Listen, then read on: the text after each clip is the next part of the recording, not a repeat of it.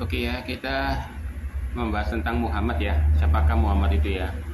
Ini saya lihat dari bukunya Christian Prince ya. Muhammad tuh nama aslinya itu adalah Katim ya. Ya. Nama belakangnya itu adalah Ibnu Kilab yang artinya putra anjing ya. Anda bisa cek sendiri ya. Di artinya Ibnu Kilab itu artinya apa ya? Dan keluarga nenek moyangnya itu adalah puisi Ibnu Kilab ya, putra anjing ya. Terus ganti nama menjadi Muhammad dan Ahmad ya. Ayah kandungnya tidak diketahui. Nah ini aneh, kalau ayah kandung nggak diketahui nggak mungkin, kecuali anak haram ya, pasti tidak ketahui. Mungkin Muhammad sudah tahu tapi, atau ibunya sudah tahu tapi dia nggak mau mengakui sebagai ayahnya, berarti kan haram ya. Ayah yang diakui ya ayah yang angkatnya ini ya mengatakan kalau dia itu ya, bahkan diakukan mengatakan ya bahwa ada suatu hadits ya mengatakan bahwa ada seorang anak laki-laki bertanya, "Gimana ayahku?" Muhammad menjawab, ayahmu dan ayahku masuk neraka, karena dia kepahitan dengan bapaknya ya. Ya, karena kenapa kok namanya Katim ya? Terus dia kebetulan nama keluarganya itu putra anjing ya. Ibunya kandungnya adalah Aminah ya, kelahiran 570, diracuni oleh wanita Yahudi di 632 ya tahunnya ya, dan jumlah istrinya yang ketahui 13. Budak wanitanya sangat banyak, kekuatan ngeseknya adalah setara 40 laki-laki ya menurut Muhammad ya. Keahliannya adalah cerita dongeng ya. Muhammad dilahirkan di 574 tahun setelah ayahnya yang bernama Abdullah meninggal ya. Ada yang itu nama bapak angkat ya. Ada yang berkata, "Loh kok ada anak yang lahir 4 tahun setelah kematian ayahnya?" Jawabnya mudah, Abdullah yang disebut sebagai ayah bukanlah ayahnya ya. Sebelum Islam muncul ada semacam perkawinan yang disebut orang Zawat al-Rahid ya, yang artinya menikah secara kelompok. Cara kerja pernikahan ini adalah menikah secara kelompok, satu wanita tidur dengan banyak pria, bisa 7, 10 atau bahkan lebih. Jumlah tidak penting ya, mereka semua disebut rahid atau kelompok. Dapat dikatakan bahwa ini bukanlah perkawinan tetapi ini adalah kebiasaan seks yang diterima oleh masyarakat zaman itu ya. Lalu ibu dari sang anak akan menentukan siapakah ayah dari anak yang akan dilahirkan. Oh, makanya itu karena bapaknya kandungnya gak tahu, misalnya ibunya ngesek dengan berbagai banyak pria, terus hanya istrinya yang bisa menentukan siapa bapaknya ya. Nama dari orang disebut sebagai ayah dari Muhammad yang sebenarnya bukan bernama Abdullah. Nama aslinya adalah Abdalat. Oh, namanya aslinya Abdullah itu namanya Abdalat ya, yang artinya adalah hamba Alata ya. Ya, salah satu dari 3 putri dari Dewa Bulan ya, berarti bapaknya itu penyembah berhala pagan ya. Kaum muslim akhirnya memilih nama Abdullah sebagai nama ayah Muhammad karena nama aslinya merupakan penghinaan kepada Allah. Oh, pinter ya. Saya tidak akan terjun terlampau dalam tentang masa kanak-kanak Muhammad karena bukan inti dari buku saya ya. Ini menurut Christian Prince ya. Ibu dari Muhammad punya banyak anak ya, tidak hanya Muhammad. Jika orang pernah menikahi hanya dari Muhammad, bagaimana dia mungkin punya banyak anak ya. Dalam kitab Imam Al-Suti berjudul Al-Kasah Al-Kubra volume 1, 132, 133, 134, 135, Ibu Muhammad berkata, "Saya mengandung dan kehamilan itu adalah salah satu kehamilan yang termudah yang saya alami." Ya. Dan menjelaskan berarti Muhammad punya suami yang lain ya. Ada banyak sekali cerita yang disampaikan tetapi saya tidak mau berdetail ya. Oke ya.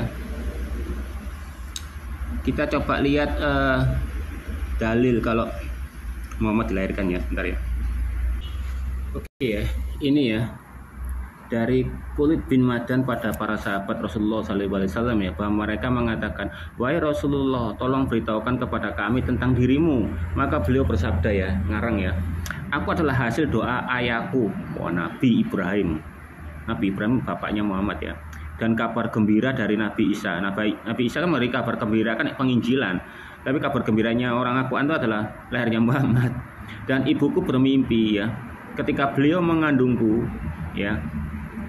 Oh, berarti mimpi ini bukan secara nyata. Seakan keluar cahaya dari menyinari istana Busra di negeri Syam. Nah, itu mujizatnya Muhammad itu banyak mimpi ya. Ismail disunat itu juga dari mimpi ya, bukan sesungguhnya. Haji Ibu Iskak dengan sanadnya 1 sampai 156 ya. Sirah Ibnu Isam dari jalur diriwayatkan oleh At-Tabari dalam tafsirnya 1563 ini ya. Sanadnya soleh, sanadnya sahih dan tidak dikeluarkan oleh keduanya Bukhari dan Muslim ya, disetujui oleh Dasabi. Silakan lihat di silsilah hadits sahih 1545 diriwayatkan Tabrani bahwa Nabi SAW bersabda, ibuku kami melihat tidur bahwa keluar ya, berarti bermimpi nih.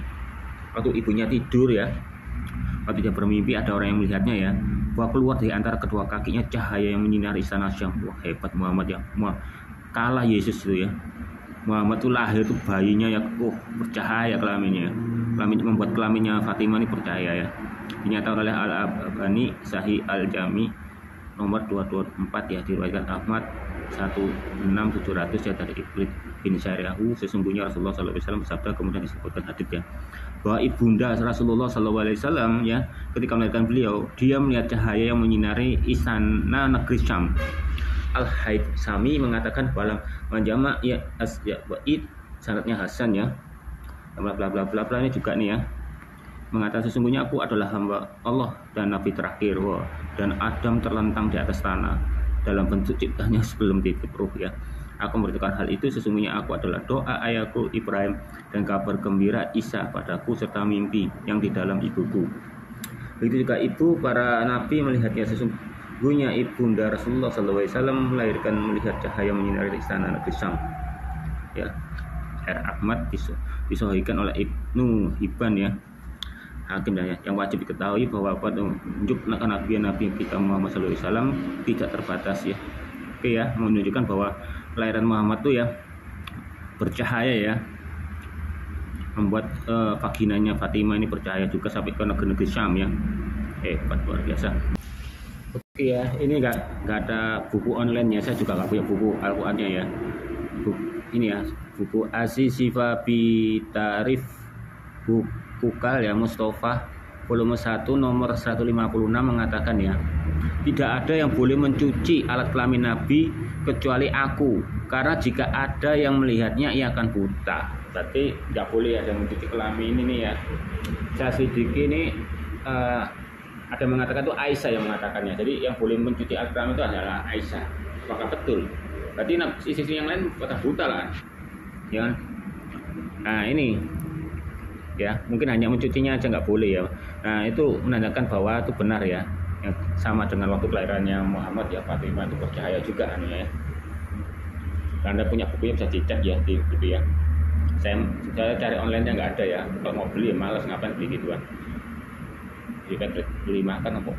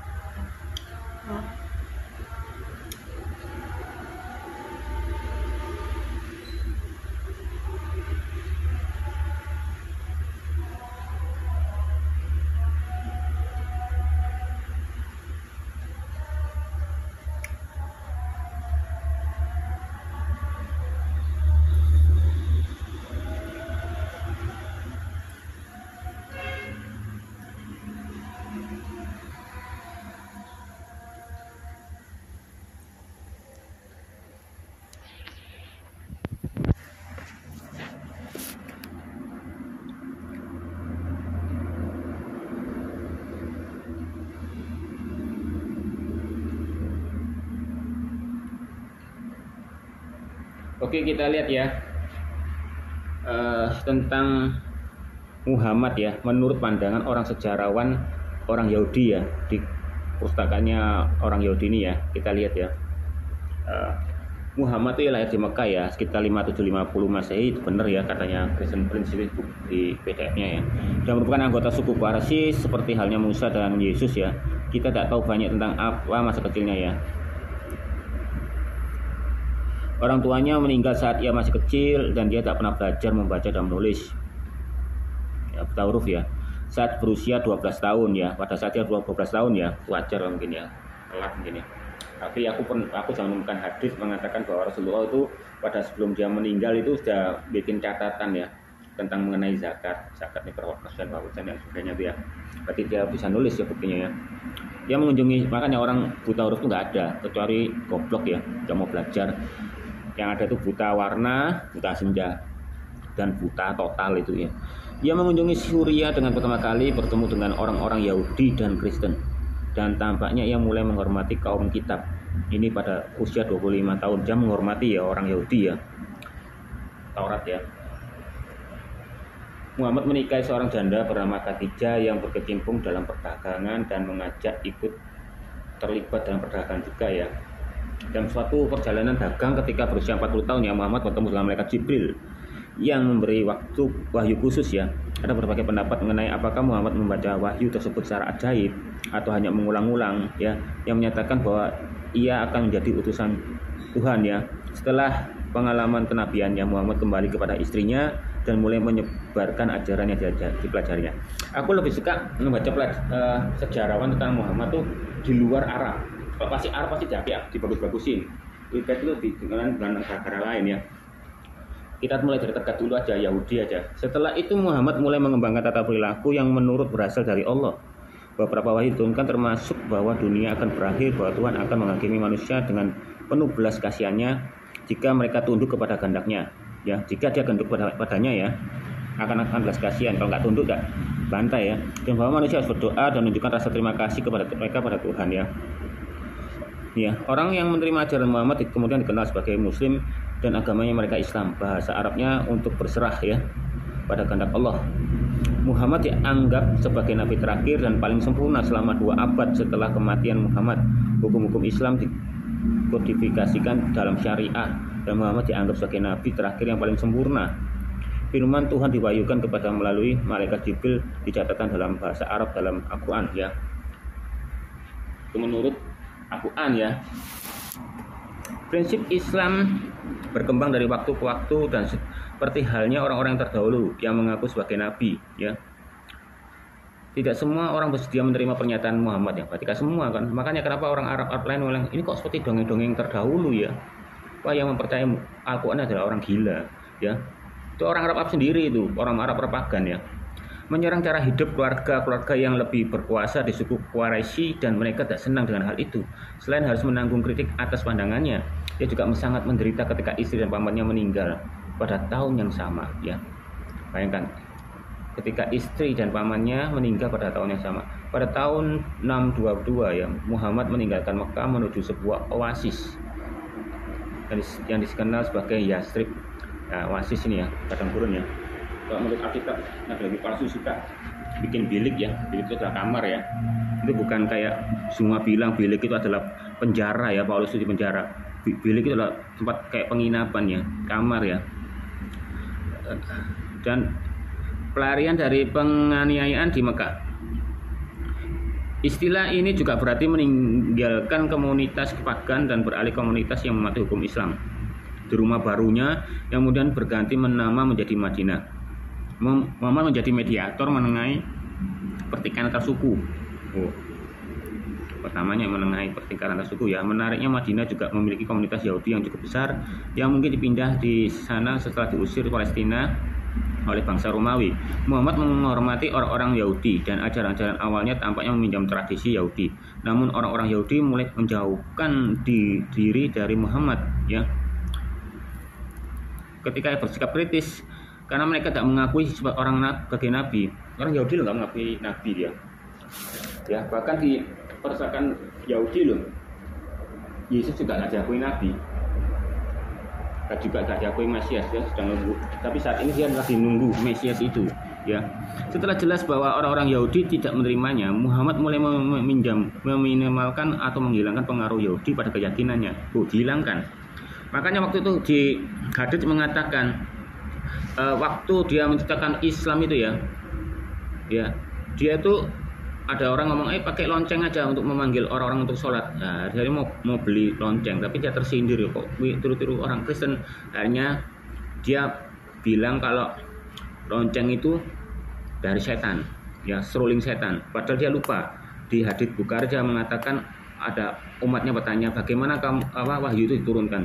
Itu seperti suara lonceng gemberincing. Dia lupa dia, ya. Allahnya ya. Muhammad sendiri makanya cuma mengakui Muhammad itu Allah, kan Tritunggal.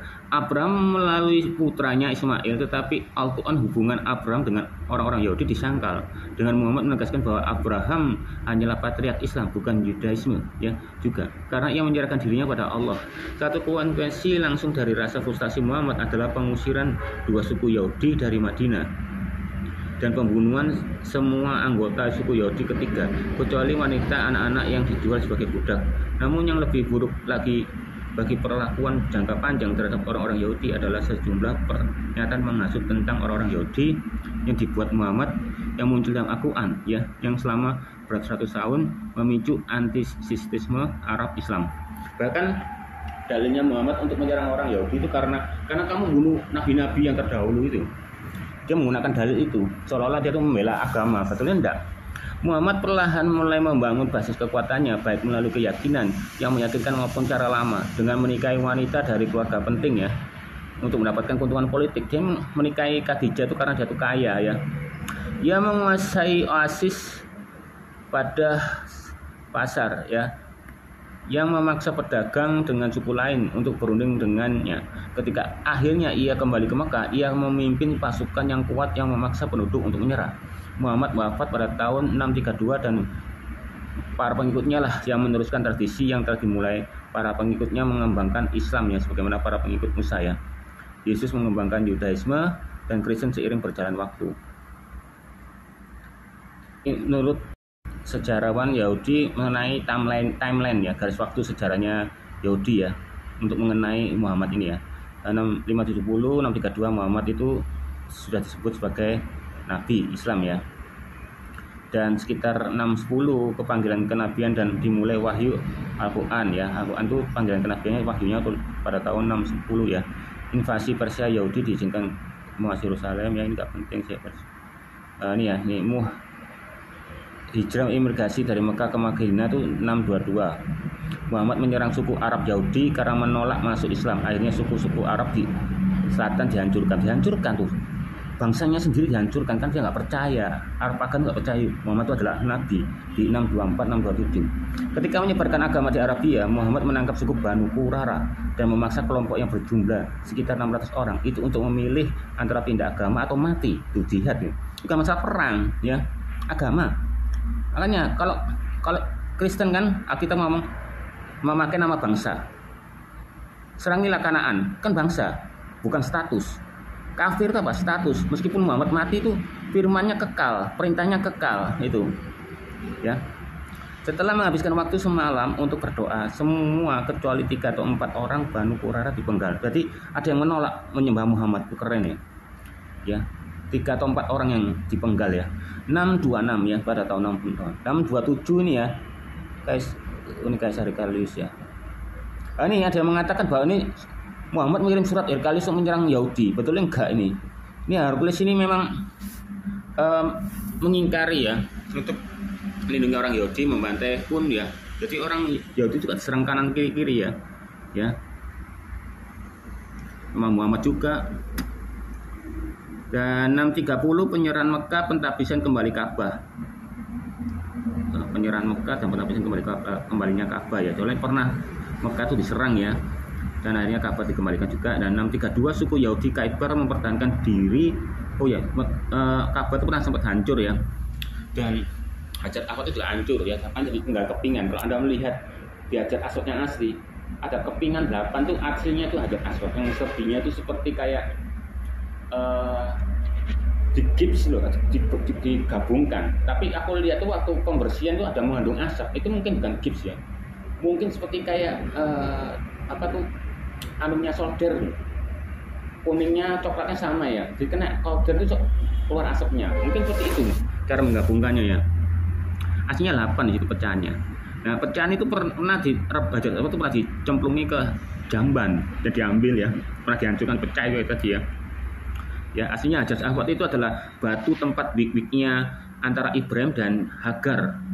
Di situ dia tuh di batu itu menurut sejarah ya, nggak tahu, aku lupa ada di mana dan saya cari itu nggak ada ya.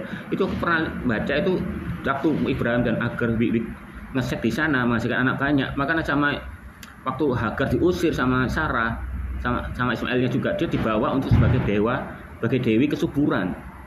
Makanya zaman pagan dulu ya dijilati. Ya diciumi, dijilati ya, biar untuk wanita dijilati biar akan subur. Kalau laki-laki ya dilap pakai tangannya, dioleskan ke anunya biar semakin besar gitu loh, dan semakin subur gitu loh. Ya. Suku Yahudi Khaybar mempertahankan ya dari pasukan Muslim dengan merundingkan penyelesaian dari mana? Mempertahankan diri, berarti dia nggak menyerang, Muhammad yang menyerang ya. Ya, penyelesaian di mana setengah dari hasil panen mereka akan diberikan pada Muhammad loh. Dia minta jarahan. Makanya orang Muslim ngomong orang Kristen itu penjajah, Muhammad yang menjajah. Bahkan Indonesia tuh dijajah Islam. Ada ceritanya, kisahnya ya. Membunuh ya orang-orang yang agama Hindu ya, pemimpin agama Hindu untuk dirubah sebagai agama Islam ya. Kamu bisa lihat sejarahnya situ. 590-604 Paus Gregorius Agung ya, ini juga penting ya. Muhammad wafat yang menciptakan 4 khalifah yang mendapatkan petunjuk yang benar dalam Islam ya. Ya, bahkan waktu Muhammad wafatnya itu 632 itu khalifahnya itu meneruskan perbuatannya Muhammad yang memaksa 100.000 orang Yahudi di kota itu. Waktu Umar ya, sinagog baru ya. Khalifah Umar melakukan Yerusalem penyerangan ya, orang Yahudi diizinkan kembali ke kota itu di bawah Islam. Jadi bahkan Umar itu menaklukkan Yerusalem dan orang Yahudi diizinkan kembali ke kota tapi di bawah Islam ya. Pembunuhan Ali ya. Jadi Palestina itu dapat bagian sedikit tuh dari hasilnya Muhammad itu, penyerangan itu. Ya. Ya, Masjid Al-Aqsa dibangun Yerusalem ya, dan Israel dipukul mundur ya. Ini semua timelinenya ada nih ya. Ini karena Muhammad sudah mati, kita gak usah perlu ya berarti ya. Kita akan menceritakan tentang Muhammad. Oke ya. Ketika Muhammad wafat pada tahun 632 ya, ia meninggalkan organisasi politik yang sepenuhnya berpusat padanya. Tuh. Ia adalah seorang pemimpin politik dan militer tuh. Hanya dan adalah sumber wahyu. Jadi Muhammad ini menggunakan politik, militer dan sumber wahyu ya. Jadi Muhammad ini sebenarnya bukan nabi, dia militer. Salah satu nabi yang punya anggota militer itu siapa? Muhammad. Israel nggak ada anggota militer. Kalau Daud hanya raja Daud ya, Raja Salomo.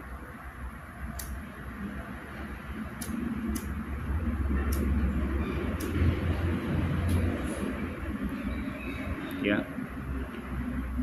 Jadi ketika kesulitan politik sosial muncul ya, mereka tidak hanya berpusat pada Muhammad, tetapi terkadang melalui wahyu turun ayat ya. Bisa ada kesulitan untuk berpusat pada Muhammad, kadang-kadang melalui wahyu ya. Allah sendiri telah menjadi perantaranya ya. Wahyu ketika kesulitan politik dan sosial muncul, mereka tidak hanya akan berpusat Muhammad, tetapi terkadang melalui wahyu.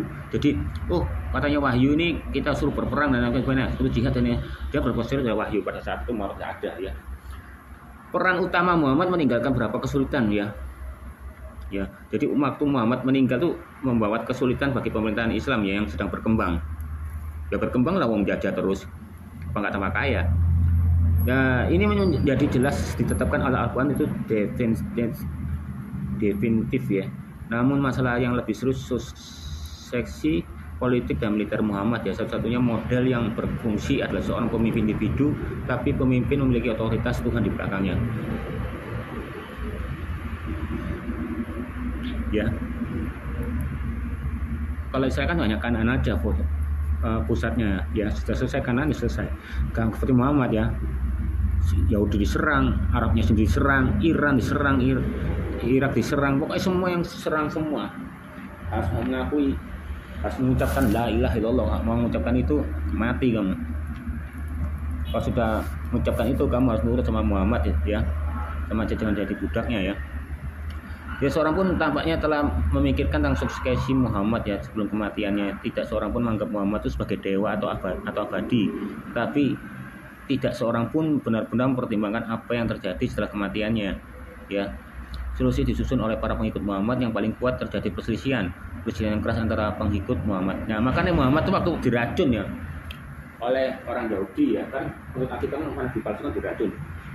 Karena orang Yahudi ngomong ini, kalau kamu memang benar-benar seorang nabi ya, bukan hanya sebagai seorang raja yang suka beranggapan raja, suka perang sana sini, ngeset sana sini ya, ibaratnya kayak gitulah, kamu raja ya, kamu tak akan mati karena kamu nabi ya. Karena orang Yahudi itu tahu, paling pasti orang Yahudi ini pasti pernah baca ciri-ciri nabi palsu itu pasti akan mati diracun. Makanya menggunakan konsep itu, dan kebetulan waktu itu juga orang Yahudi kan dites, kalau kamu memang benar adalah seorang nabi, kamu tidak mungkin kena racun, cuma akan mati ya. Dan ini ya solusinya disusun bersama para pengikut Muhammad yang paling kuat ya. Makanya waktu Muhammad mati itu gak dipendam 3 hari ya. Soalnya khalifahnya ribut siapa pengganti Muhammad. Jadi khalifahnya nggak peduli dengan Muhammad ya. Dia peduli siapa yang jadi raja pengganti rek. Dan Mujaharun emigran ya, orang-orang Madinah yang menjadi pengikutnya ya. Abu Bakar dianggap jadi khalifah atau penerus Muhammad ya. Ini Abu Bakar dari 632 sampai 634 ya. Oke, ini Muhammad sudah mati, ini berarti gak bakal pentingnya Umar sampai 634 644 ya. Dan Utsman ya. Setelah saya baca-baca di sini ya, kita kan nggak hanya fokus pada Muhammad ya. Di sini dia mengikuti teladannya Muhammad, berperang ya, menjual anak jadi budak ya, dan sebagainya ya.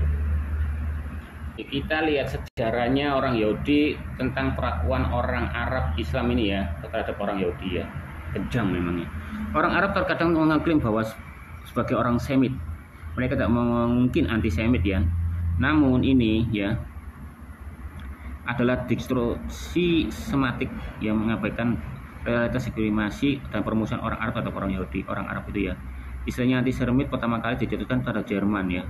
Anti-Semit berarti anti Yahudi ini ya. Itu pertama kali yang dijatuhkan itu adalah di Jerman ya.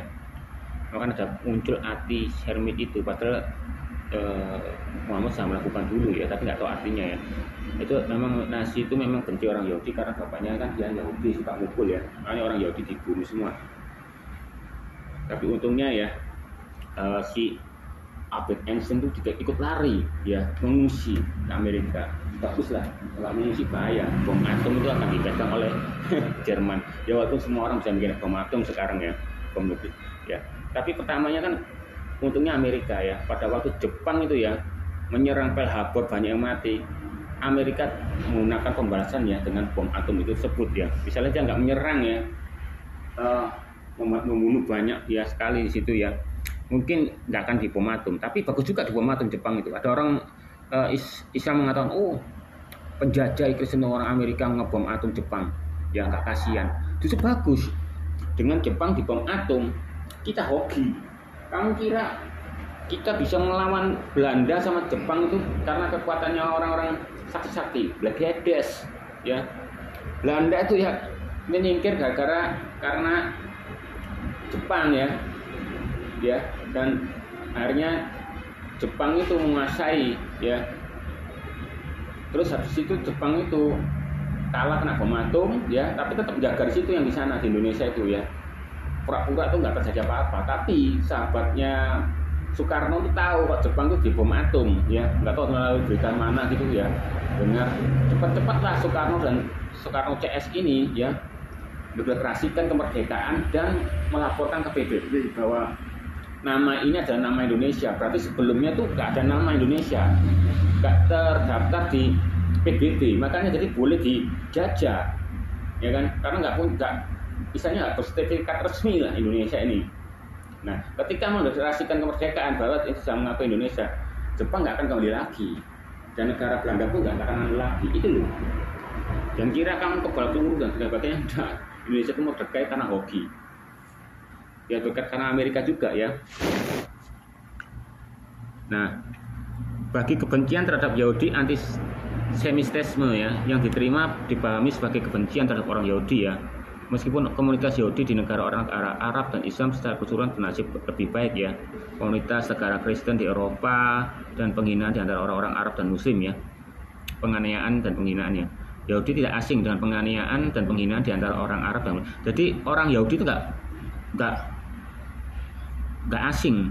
Antara orang Arab sama Muslim tukaran itu menghina ya dan menganiaya, nggak heran dia kalau dia tuh saling berserang ya, karena itu tadi Muhammad tuh suka serang Arab yang pagan yang nggak percaya, apalagi Arab Kristen. Pernah Arab Kristen menyindir juga Arab Kristen, lu kok bisa Maryam tuh kok saudaranya Harun, berarti Isa itu keponannya, Isa Al-Masih keponannya Harun dong, jarak timelinenya aja beda. Nah itu umat tuh tahu denger itu, gimana nih? Waduh, ini sudah terkadung sebar luas, ada di hadits atau sejarah saya lupa ya. Sudah terkadung semua, hafal semua orang Al-Quran. Kecuali hadits itu bisa dirubah-ubah. Ya ada ya, ini masuk ke Al-Quran, dan semua orang hafal. Ya sudah, di akhirnya dibiarkan, hanya ya dibiarkan gitu loh.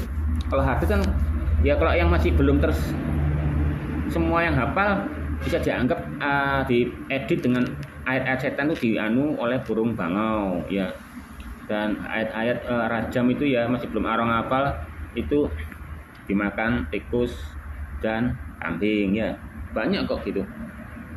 Jadi Allahnya nggak bisa menjaga firman-Nya ya. Dan meskipun kok ini ya ya seperti yang ditulis oleh sejarawan Universitas Princeton Bernard Lewis, zaman kemas persamaan hak adalah mitos. Jadi persamaan hak yang di Arab itu hanyalah mitos, ya. Dan kepercayaan terhadapnya merupakan hasil dari lebih dari sekedar penyebab sistem simpatinya kaum Yahudi ya. Dia tuh ngomong, ayo kamu Yahudi ikut itu, kamu harus ngaku aku nabi. Nanti kamu akan mendapatkan hasil yang sama lah ya. Zaman kemasan persamaan hak lah sebagainya, mitos ya tapi ya. Dan Muhammad pendiri Islam ya melakukan perjalanan di Madinah 6622 ya Masehi untuk menarik pengikutnya ke agama barunya. Ketika orang-orang Yahudi dan Madinah menolak untuk masuk Islam dan menolak Muhammad, dua suku Yahudi utama ya diusir ya. Bayangkan loh, orang Yahudi punya tanah sini diusir. Pada tahun 627 para pengikut Muhammad membunuh sekitar 600 sampai 900 orang pria dan membagi-bagikan wanita dan anak-anak Yahudi yang masih hidup di antara mereka. Tuh, Nabi satu-satunya ya membunuh orang yang karena yang tidak mengakui dia adalah seorang nabi. Ya. Sikap Muslim terhadap orang Yahudi tercermin dalam berbagai ayat-ayat di seluruh Al-Quran. Memang tertulis ya, di haditsnya mengatakan ya sikapnya ya. Bagi orang yang membacanya, kalau membacanya masa ya. Kitab suci agama Islam mereka anak-anak Israel telah dijebloskan dalam kehinaan dan kesengsaraan.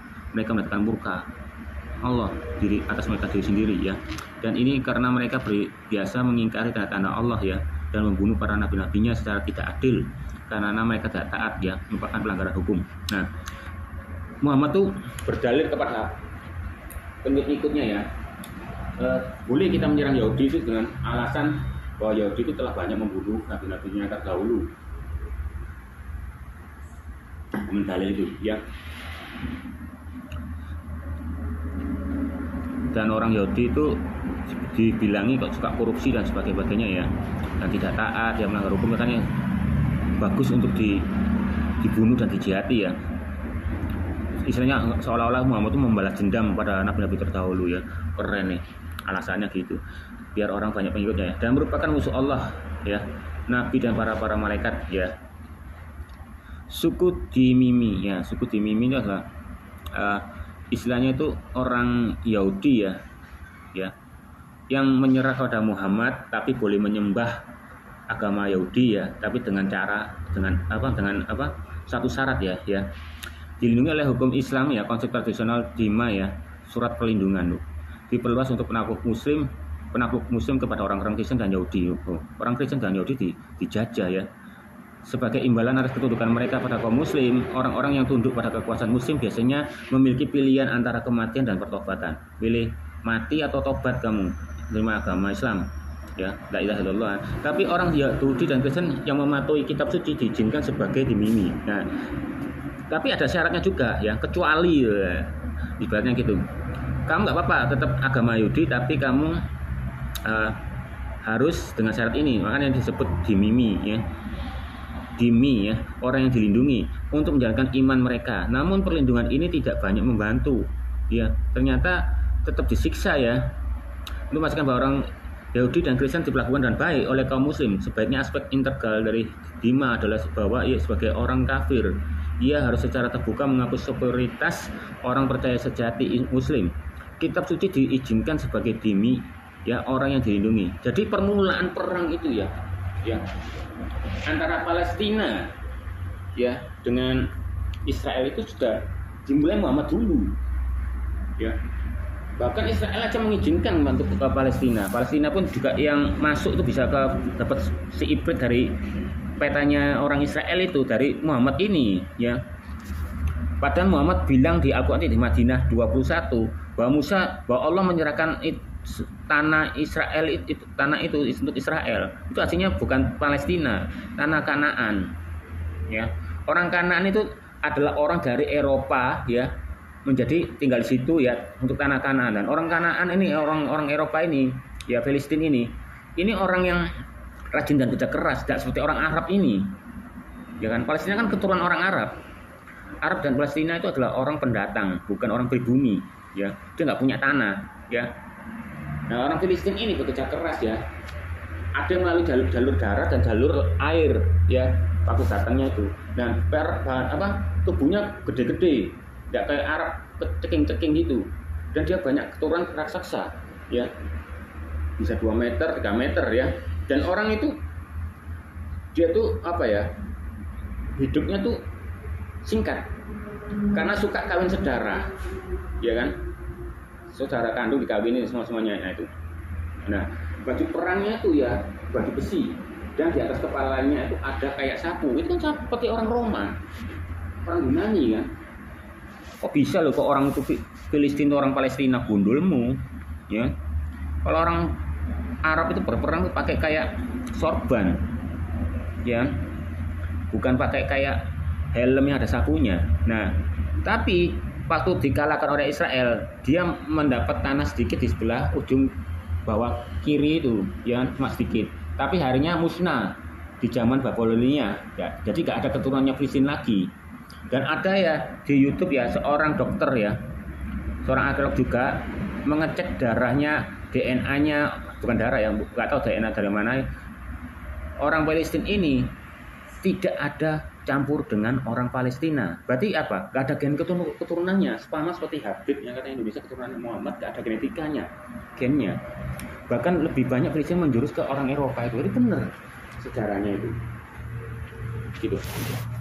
Nah, ini kita lihat juga ya. Pada tahun-tahun awal penaklukan Islam ya, upeti atau zia tuh, dia minta upeti. Muhammad minta upeti.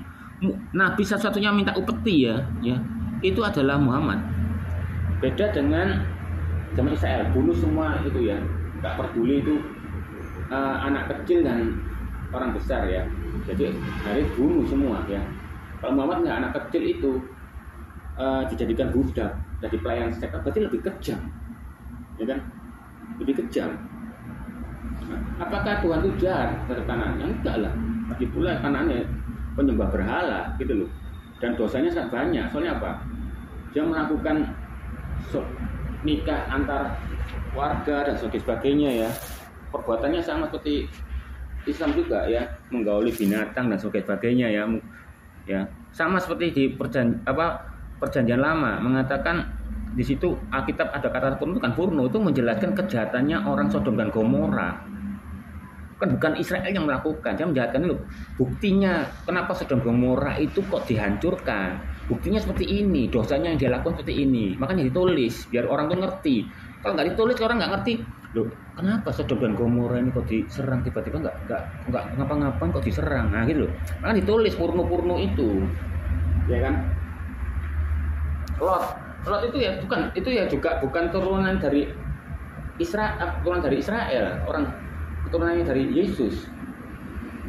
Lot itu kan lain, yang turunannya dari Yesus itu adalah Abraham itu. Nah, Lot kan mencari tempat di Sodom Gomora itu kan. Tapi di sana terjadi hal yang dosa, beda dengan Abraham, bedakan itu. Gitu. Kecuali kalau Muhammad dari keturunan yang jelek-jelek, ya Yesus gak ada keturunan jelek-jelek. Lot itu orang beda, gitu loh. Nah, jadi minta upeti ya. Muhammad menyebarkan agama Islam ya, kaum dimimi ya, dilarang memanggul senjata ya. Dimimi itu boleh ya melakukan agama Yahudinya, tapi tidak boleh membawa senjata ya, ataupun melarang memanggul senjata apapun ya. Mereka tidak dibolehkan menunggang kuda atau unta, jalan kaki ya, membangun sinagog ya, atau gereja yang lebih tinggi dari masjid, atau membangun rumah lebih tinggi dari rumah orang muslim nggak boleh.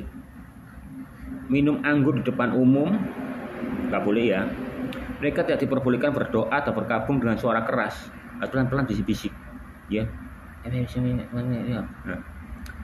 Dan kaum dimimi ini menunjukkan rasa hormat di depan umum terhadap kaum muslim ya. Ini sama nih.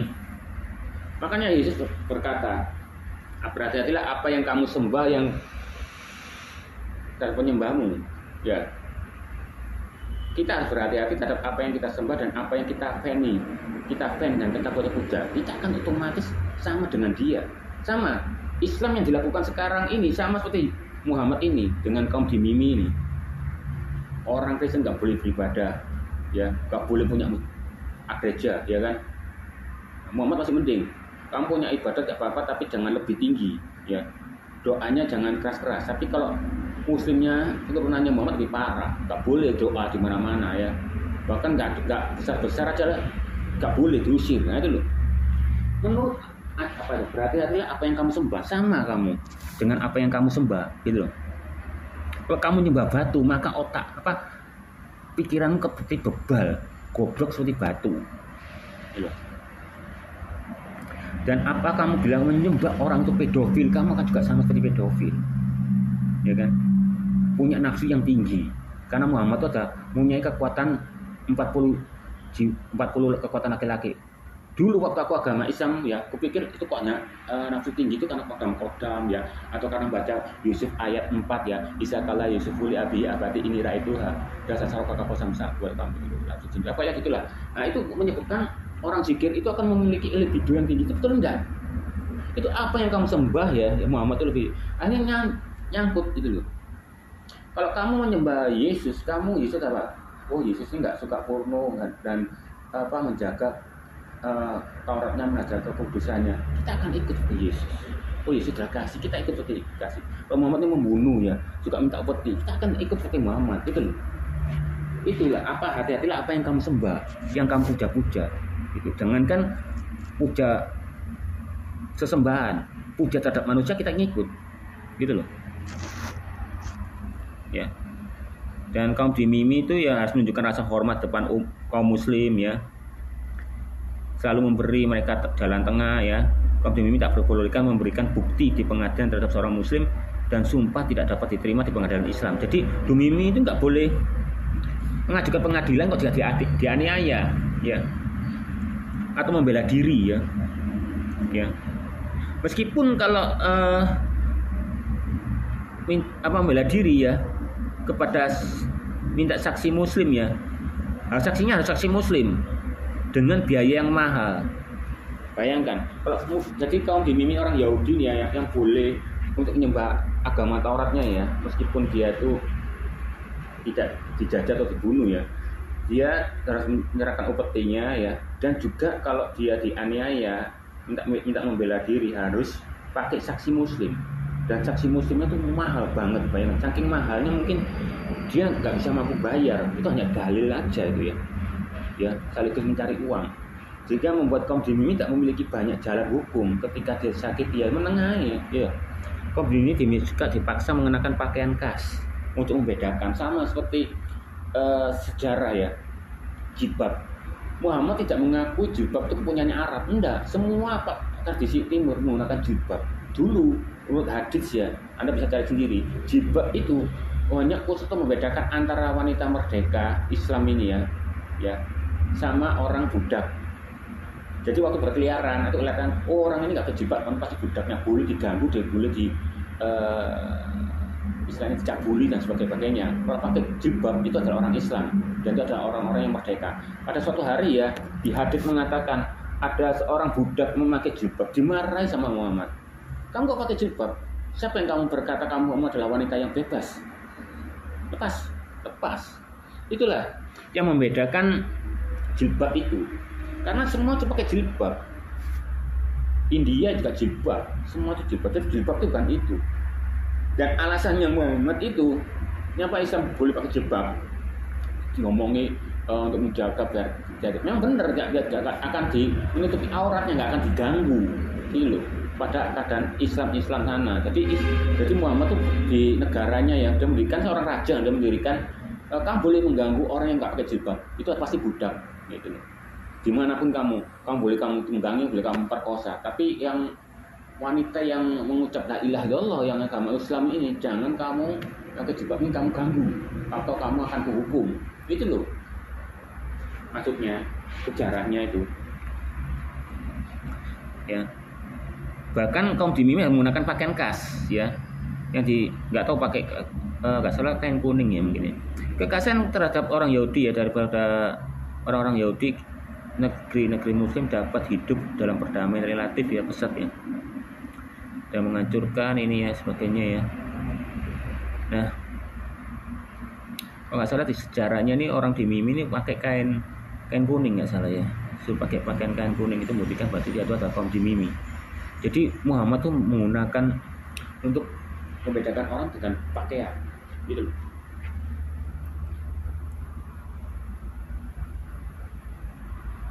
Saya tuh pernah baca di sejarah itu kalau dia pakai kain kuning sih nggak tertulis ya. Nah itulah, pokoknya gitulah.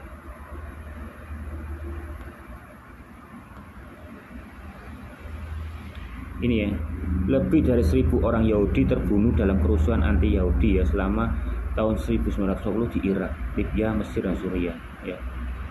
Bayangkan hatinya orang Israel itu kayak mana. Tapi semua negara membela Palestina, tapi nggak tahu semulanya itu dari zaman Muhammad sampai tahun 1940 itu loh ya. Bukan hanya Irak, Libya, Mesir, Suriah yang menyerang anti Yahudi itu adalah ajaran Muhammad. Hanya dia berontak itu tadi, Israel itu ya. Orang nggak ngerti sejarah masih mikir Israel itu salah, Palestina itu benar, itu loh goblok itu. Makanya kita belajar sejarah ya. Pembunuhan massal lainnya terhadap orang Yahudi di wilayah Arab tuh, Maroko abad ke-8 banyak ini tuh. Abad 8 itu berarti zamannya Muhammad itu. Afrika Utara abad 12 di mana Almohad memaksa pindah agama tuh. Turunannya Muhammad loh. Yang di Afrika juga menghancurkan beberapa komunitas ya. Libya di tahun 1785 di mana Ali Bursri paksa membunuh ratusan orang Yahudi. Bayangkan di Libya Yahudi juga dibunuhi. Aljazair di mana orang Yahudi dibantai 1805, 1815 ya, 1830 ya. Pembunuhan massal lainnya terhadap orang Yahudi di wilayah Arab itu dan keputusan yang memerintahkan penghancuran sinagog dilakukan yang Mesir dan Suriah. Jadi ya Israel serang kanan kiri ya, bukan hanya Islam aja gitu loh. Pada abad 20 status Dimyumi di negeri Muslim mulai belum membaik, masih sikap kaum Muslim terhadap kaum Kristen dan Yahudi adalah sikap seorang tuan terhadap budak yang diperlakukan dengan toleransi yang tinggi selama mereka tetap pada tempatnya ya, yaitu yang Dimyumi itu asal di tempatnya aja boleh pas nurut gitu loh. Bahaya bagi orang Yahudi menjadi lebih besar dibandingkan di PBB mengenai pemisahan Palestina ya. Berarti Israel lebih mengalami lebih parah pada Indonesia waktu dijajah itu ya. Jika masalah Palestina tidak diselesaikan, kita akan kesulitan melindungi dan menjaga orang Yahudi di dunia Arab. Masalah Palestina sudah selesai, kita akan kesulitan dalam melindungi dan menjaga-jaga orang Yahudi di dunia Arab. Ya, lebih dari 1.000 orang Yahudi terbunuh kerusuhan dari 1940 di Irak, Libya, Mesir ya. Ya. Makanya di Alkitab aku antu Al-Maidah 21 bahwa Allah menyerahkan tanah Kanaan itu ya. Ya. Tanah suci itu untuk umat Israel ya. Ya. Jangan kamu mundur terhadap orang yang melawanmu atau kamu akan jadi orang merugi. Makanya jadi pertahankan. Allah yang aku yang menyuruh pertahankan. Sedangkan Palestina kepingin menguasai semuanya, gitu loh. Nanti ketika akan aku bahas ya, Palestina ya itu siapa ya nanti menurut sejarah ya. Ini kita lanjut ya Muhammad ini ya. Oke ya.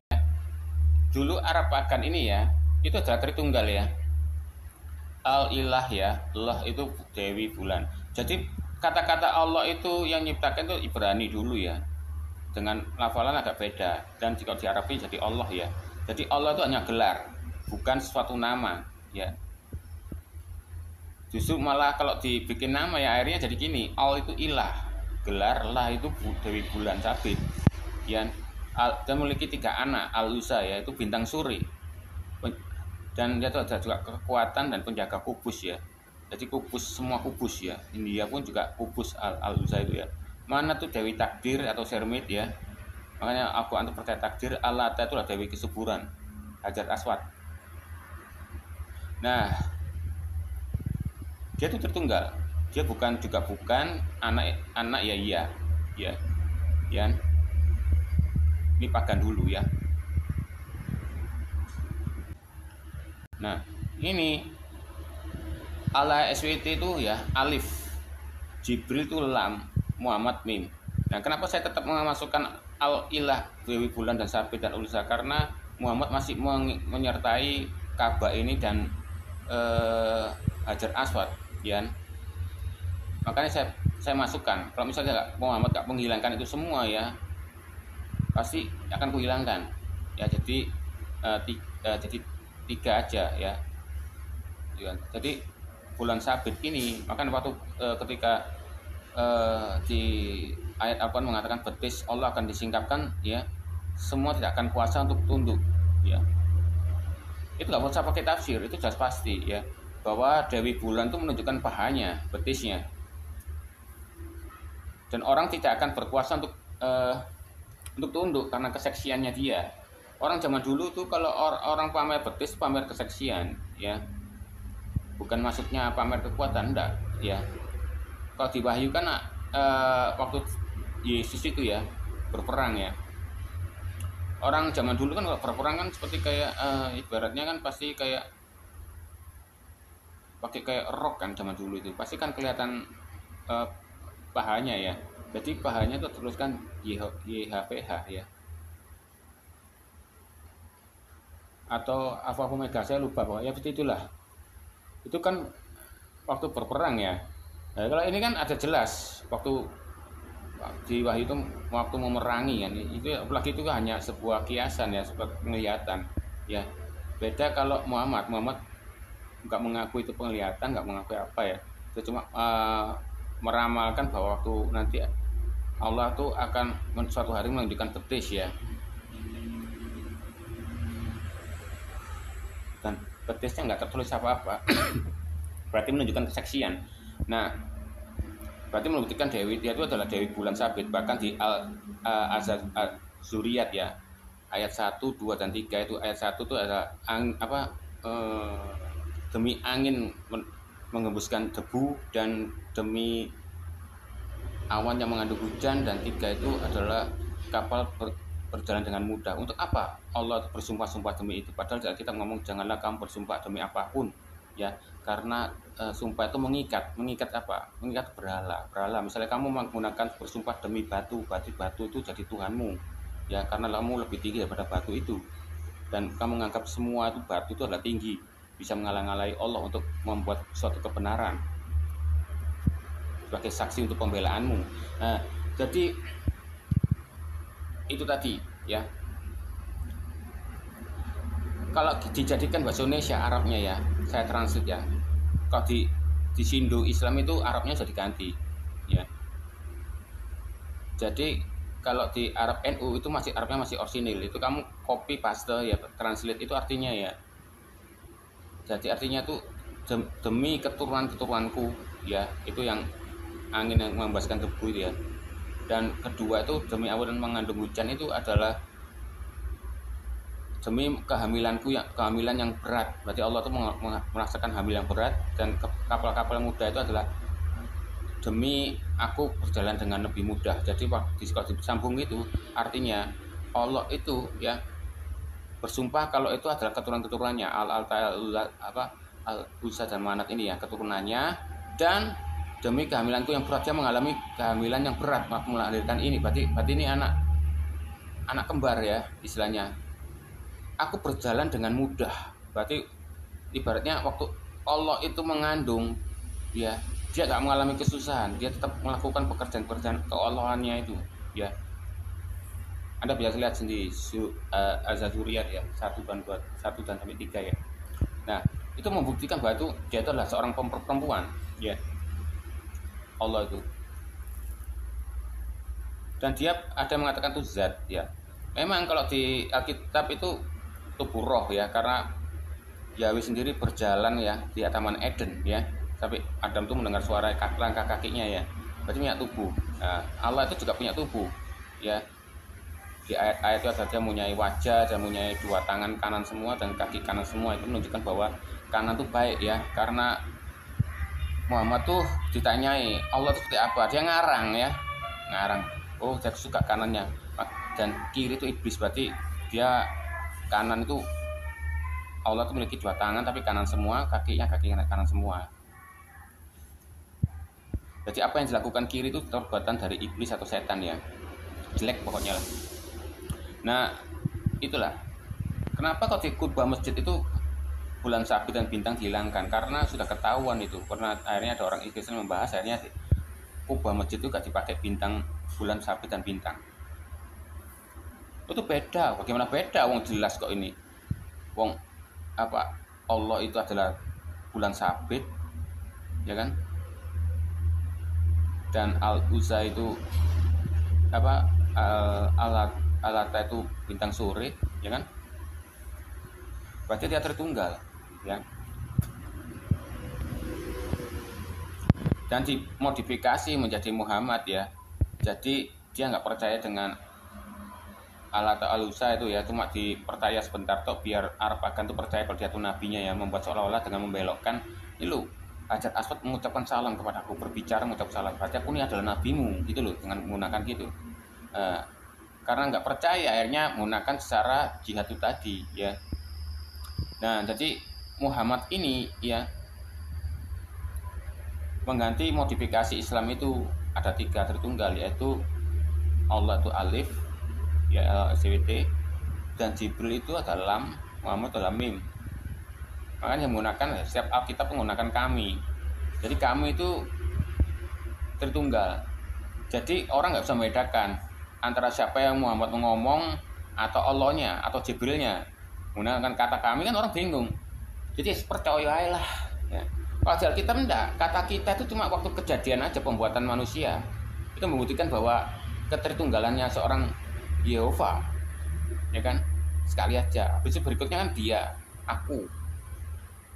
Ini, aku, semua. Makanya di bahasa itu tidak, orang yang manusia nggak boleh mengatakan aku dan huruf besar.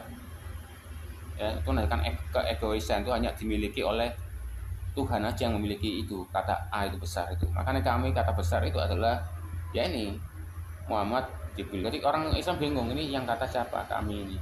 Itu bisa tanya jadi bisa Muhammad, bisa Allah, karena semua pun mengakui kalau Muhammad itu adalah Allah itu sendiri, ya kan? Nah itu tadi.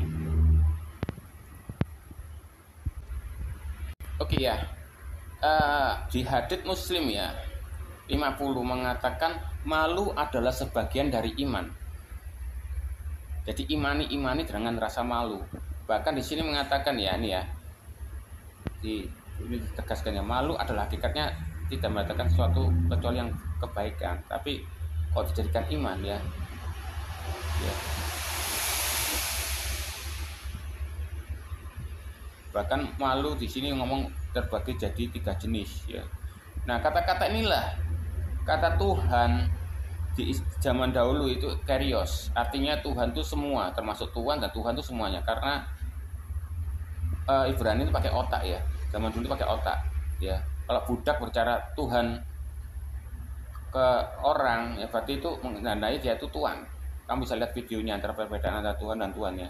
Dan kalau berbicara tentang agama berarti Tuhan itu artinya itu adalah Tuhan sebenarnya gitu loh, yang membedakan. Karena bahasa Sanskerta itu, Islam itu yang membuat pecah dari antara Tuhan dengan Tuhan. Nah sekarang Muslim bertakia lagi, malu itu terbagi menjadi 3 jenis. Jadi ya dia bilangnya gitu, malu terhadap Allah SWT, malu terhadap apa, sebetulnya malu itu ya segala-galanya. Dia tuh kalau kamu Muhammadmu berbuat gitu kamu gak perlu malu itu, karena itu sebagian dari iman ya, itu istilahnya. Oke ya, ini juga ya kita lihat ya. Nih ya. Orang Islam berkata kalau perjamuan kudus telah makan darah dan tubuh dagingnya Yesus ya. Katanya kanibal, wong itu kiasan, kata bukti ya. Itu hanya perumpamaan ya, antara tubuh itu adalah tubuh itu roti dan tubuhnya Yesus, darah itu adalah darah Yesus, anggur itu. Ya. Tapi kalau kita lihat di sejarahnya Islam ya, memang dalam kota mengatakan darah itu haram dan sebagainya. Nah ini ya di Al-Mustarak 638 ayat 3 nya, pergilah sembunyikan darah ini daripada manusia, maka aku akan pergi dan meminum darah itu. Loh, ya. Ada yang mengatakan itu pernah dibekam itu darahnya Muhammad diminum. Padahal Muhammad Sunnah sendiri di hadits mengatakan kalau bekam itu ada pekerjaan yang haram. Ya, tapi sendiri pun Muhammad suka bekam, aneh kan? Terus di Zat Al-Mat 173 ini ya juga ya, waktu perang Uhud ya, ada orang meminum darahnya Rasulullah ya, di Al-Rahiq Al-Maktum ya, ya ada darah ya menyedot pipinya di Rasulullah sehingga menelannya. Berarti kenapa kok darahnya di pipi Rasulullah itu disedot ya, ya kok baru gitu, baru disedot baru ngomong mudahkanlah. Beliau menjawab, demi Allah aku tidak akan mudahkannya ya. Sampai kemudian beliau kembali berperang ya. Dan ada yang mengatakan juga kalau Muhammad mengatakan kalau orang makan minum darahnya dia akan haram di neraka. Nah seperti inilah, apakah umatnya sendiri yang punya inisiatif untuk nyedot sendiri darahnya dan minum darahnya? Enggak, ini pasti ada penyulutnya ya. Tidak ada api kalau tidak ada asap, kalau tidak ada api kan. Ini pasti Muhammad menyulutnya. Karena saya melihat hadits berikutnya itu juga pernah mengatakan kalau tinjanya hajatnya orang Nabi itu punya kemuliaan itu bisa gak usah dipendem, itu bisa bumi menelannya gitu loh. Dan dia pernah berkata, nah, semua yang ada dari kenabian itu adalah semua berkah. Makanya itulah yang membuat orang itu jadi gitu. Bahkan budaknya cuma minum air kencingnya Muhammad ya, di bawah keranjang. Jadi kayak misalnya ke pispot itu diminum. Itu ada pencetusnya, berarti Muhammad sendiri menyetuskan kalau sebagainya itu kan, segala bapak. Semua yang ada di bagian Muhammad ini, nabi-nabi ini adalah berkah, ya itu loh yang menyebabkan. Sama seperti kayak ponari dengan batu petirnya. Semua orang nggak akan bakal minum air bekas mandinya, bekas pulupannya, bekas cemplungannya tangannya dia. Kalau nggak ada pencetus atau apinya di situ, pasti ada lah, nggak mungkin. Nah itulah sama seperti Muhammad ini juga. Ya.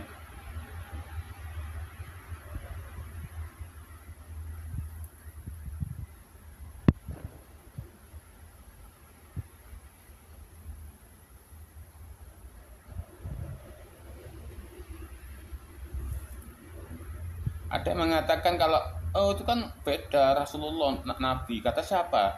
Mau di Alkitab ya nggak mengajarkan seperti itu.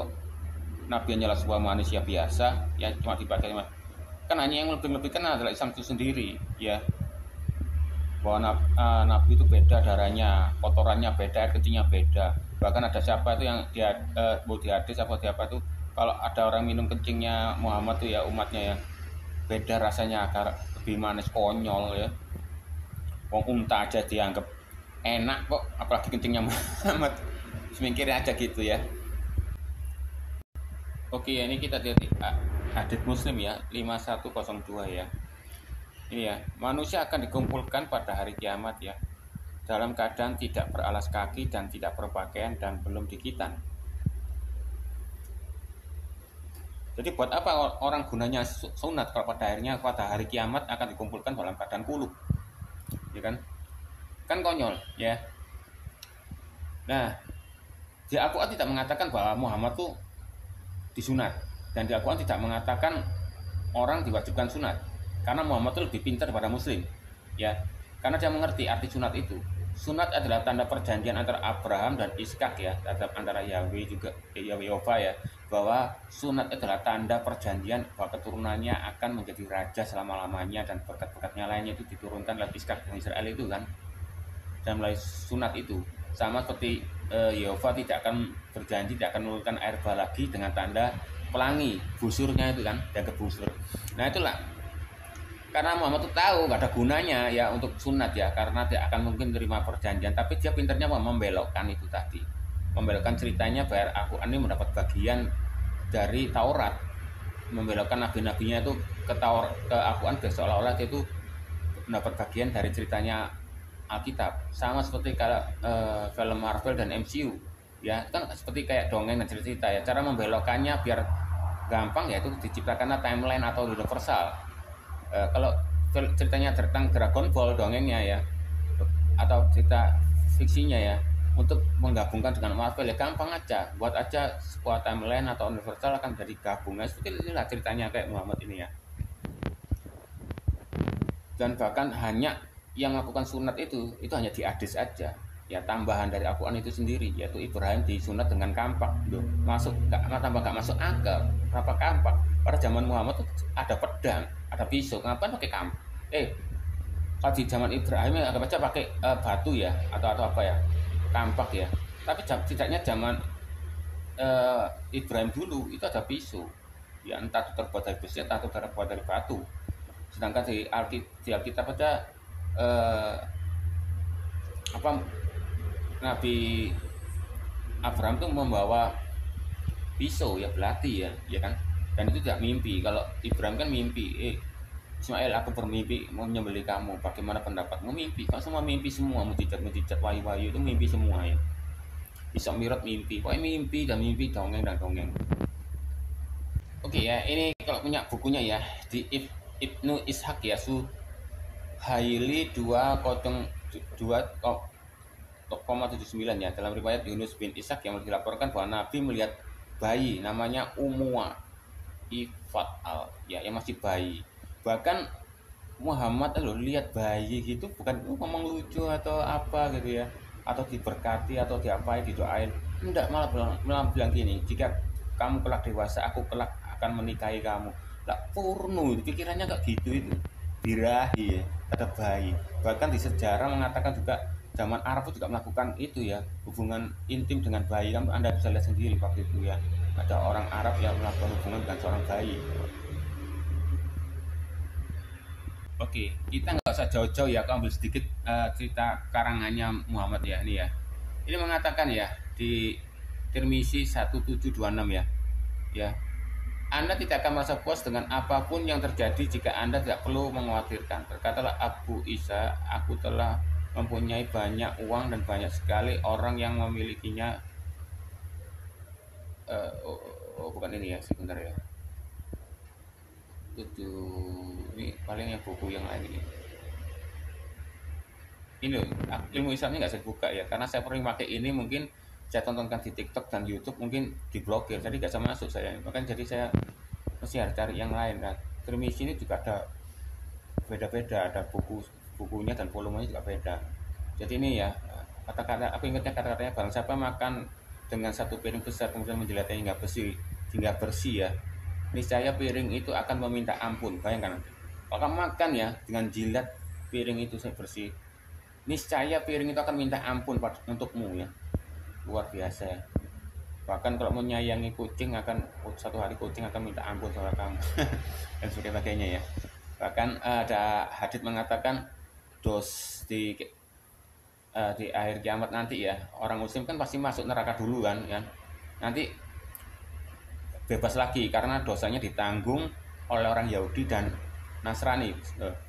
Katanya orang Islam nggak percaya dosa ditebus, dosa ditanggung nih, yang ditanggung orang Yahudi. Ya orang Yahudi malah Yesus juga lah kok doai kan ya. Oke, ini di surat Al-Ahzab nomor ayat 37 ya.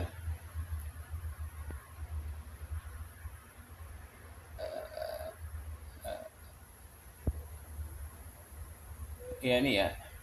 Ini mengatakan ya bahwa Allah akan turun ayat agar Muhammad tuh bisa nikung istrinya Zaid, anak angkatnya, yaitu Zainab ini ya. Ya sebagai Zaid ya, anak angkatnya pasti ya, wah dia kan bapak angkatku, sudah melihara aku dan sebagainya. Terus apalagi dia Nabi, dia memberikan Zainab itu. Tapi sebenarnya Muhammad itu ingin menikung istrinya, anak angkatnya sendiri. Nabi apa itu? Oke, kita ke Sahih Muslim ya, 2548 ya. Telah menceritakan ya bahwa nih ya, Aisyah berkata ya, Nabi SAW menikahiku ketika saya berumur 6 tahun. Dia dinikahi. Ya, ini aslinya ini bukan memboyong ini, ya, menggauli. Ini loh, pinter Islam itu ya, nerjemahnya. Itu artinya itu menggauli. Ketika saya berumur 9 tahun, ya. Oke, ini lihat saya di sunah.com ya. Ini 2549-nya itu nggak ada ya. Pinter ini ya. Ini mengenai Aisyah itu digauli ya. Yang ada nih ya Muslim 2549A, D, B dan C. Ya yang aslinya nggak ada di sini ya. Wantik ya. Ini menghilangi jejak dia. Ini Abu Daud itu bukan ya. Ini juga ya, saya Muslim 2550 ya. Ini diganti juga ini. Berumah tangga. Oh, ganti ini menggauli nih. Saya nggak seketemu ya, haditsnya sudah dihilangkan semua ya. Luar biasa Islam itu ya. Mulai hampir runtuh dia. Coba kita lihat ini aja dari Arabnya nih. Terjemahannya.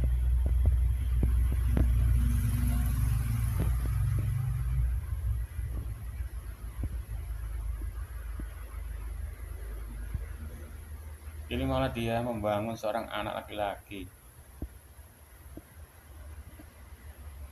Mangel ya. Ilmu Islamnya juga hilang. Ilmu Islam ini paling netral dia tuh. Makanya diblokir ya ilmu Islam ini. Biasanya saya pakai ini nggak bisa ya. Langsung error ya. Jadi sebentar ya. Oh ini juga ada nih ya. Di sini ya menggauli istrinya itu berubah nanti di sini. Ini muslimunah ya.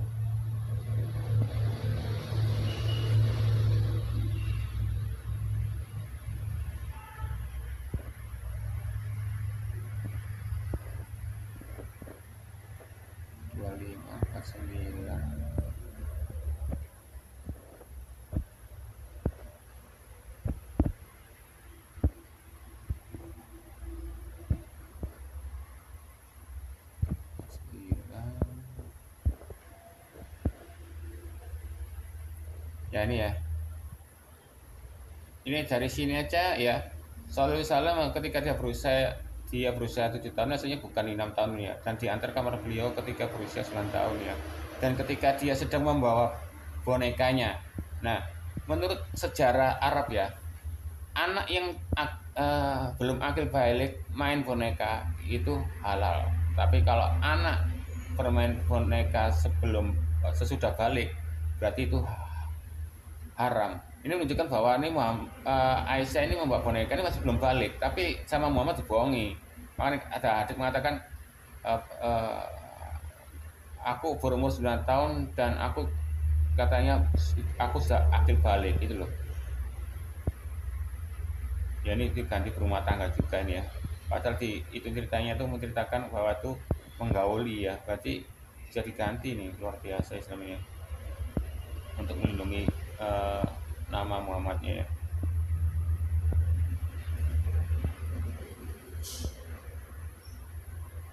Iya, saya Muslim 2550 ya, Nabi menikahi Aisyah 6 tahun ya lu ya, menggauli 9 tahun, nanti dipencet berubah.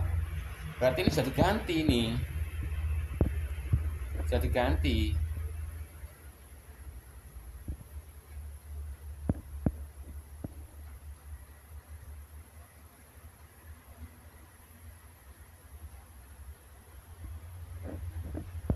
Luar biasa ya. Dan ya, Aisyah 6 tahun menggauli 9 tahun, ini bisa berubah. Berarti bisa diedit ini. 6 tahun dan menggauli 9 tahun ya. Nanti pencet ganti.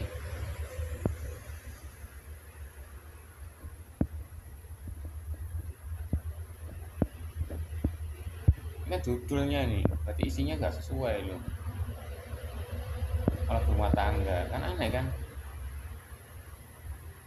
Saya Muslim 2599 disenggama sebagai tebusan tawanan wanita Arab melakukan mani di luar vaginanya.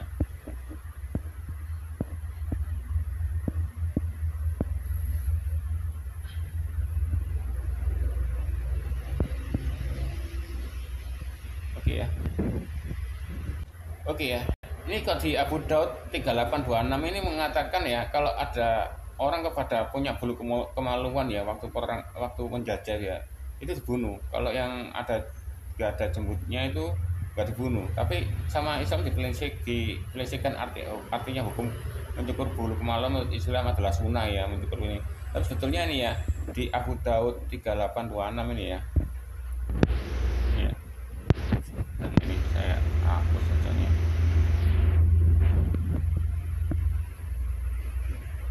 Ini nggak bisa ilmu Islam nih ya, berarti harus nyari ini ya.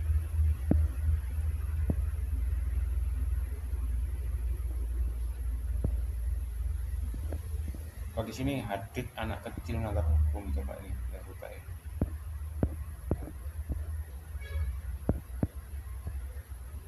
Ya tuh. Aku termasuk dari sebuah tawanan Bani Kura dia ya. Mereka mengamati siapa yang telah bulu kemaluannya tuh yang memiliki jembutnya maka akan dibunuh, dan siapa yang tidak memiliki jembut maka tidak akan dibunuh, termasuk yang bulu kemaluannya belum tumbuh ya. Dia mengatakan bahwa punya hak untuk mengetahui ya. Jadi sehingga aku menjadi tawanan karena dia nggak punya jembut, makanya hanya ditawan ya, menjadikan budak ini ya. Kalau kita lanjutkan lagi nih ya, 3827 yang beritakan ya, waktu perang itu ya, kan orang dewasa kan pasti dibunuh ya, kalau orang anak kecil dijadikan budak. Nah, cara membedakannya Muhammad ini tadi ya, waktu perang Uhud ya, waktu itu ada umurnya baru 14 tahun dan mungkin sangat sulit membedakan untuk melakukannya, yaitu dengan tadi ya, dengan melihat dari jenggotnya bisa membedakan antara membedakan anak kecil dan dewasa gitu. Jadi kalau ada jembut dibunuh ya, kalau ada jembut itu berarti anak kecil, berarti tidak dibunuh. Luar biasa.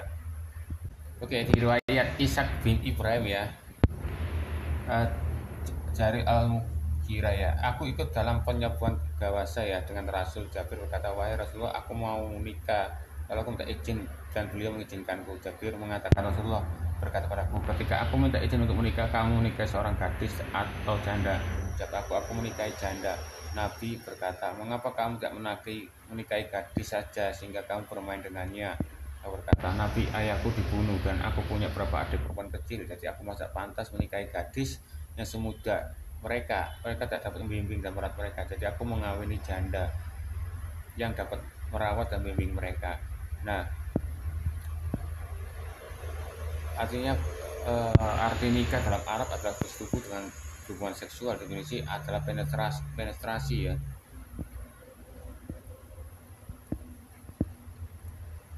Ini ada asal mulanya, saya pernah baca nih, asal mulanya bapaknya Aisyah ya, untuk memberikan Aisyah untuk Muhammad jadi istrinya itu.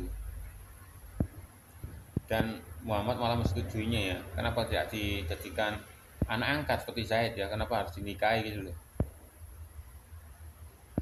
Dan kebanyakan anak angkatnya Muhammad itu adalah laki-laki ya, bukan perempuan. Kalau perempuan pasti dinikahi itu loh bejatnya ya. Ya, hubungan seks ya, mazasi atau toksik ya. Ini ya nikah yang bersenggama atau bercampur ya, perkawinan antara kayu-kayu, bilang sampai kayu ya. Mungkin ini apakah pernah sih saya membacakan kalau ada apa ya cerita sejarah kalau Islam tuh homo dan melakukan masturbasi dengan semangka dan cewek menggunakan alat kayu dan sebagainya ya.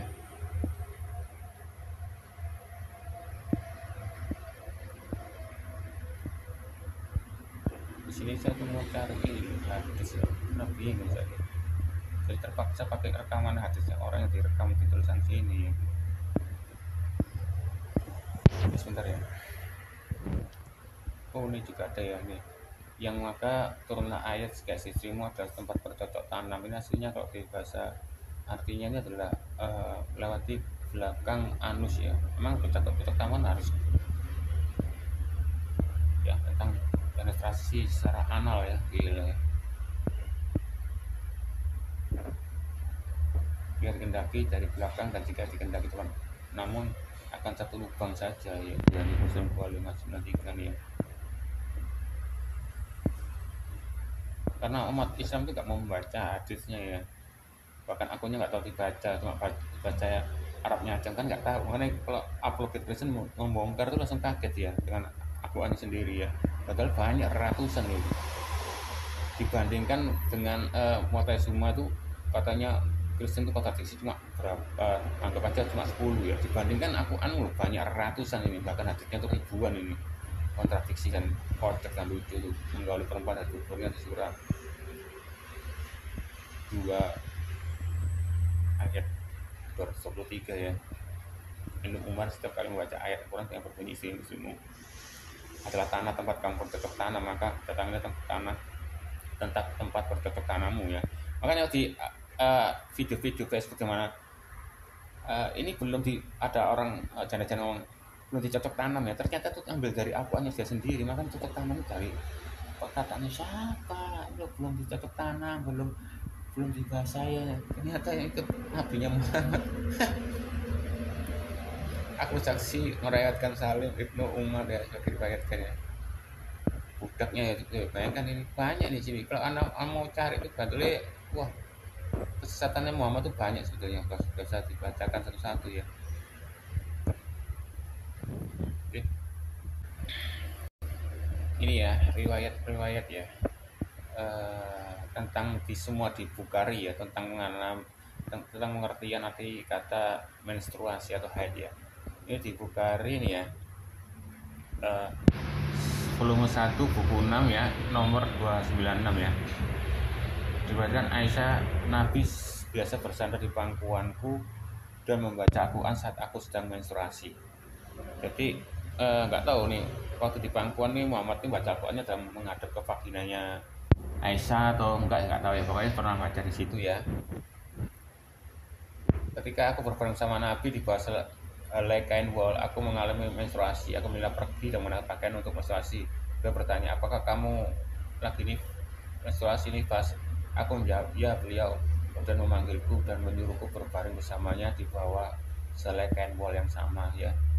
Di Bukhari volume 1 buku 6 nomor 11 dan Nabi aku biasa mandi satu wadah ya, dari junub ya.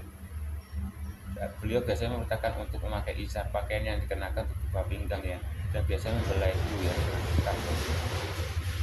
Saya mau mengatakan darah haid itu najis, tapi saya sendiri pun juga mandi bersama Aisyah waktu haid ya, mandi kayak di bathtub loh. Volume 1 6 ini ya.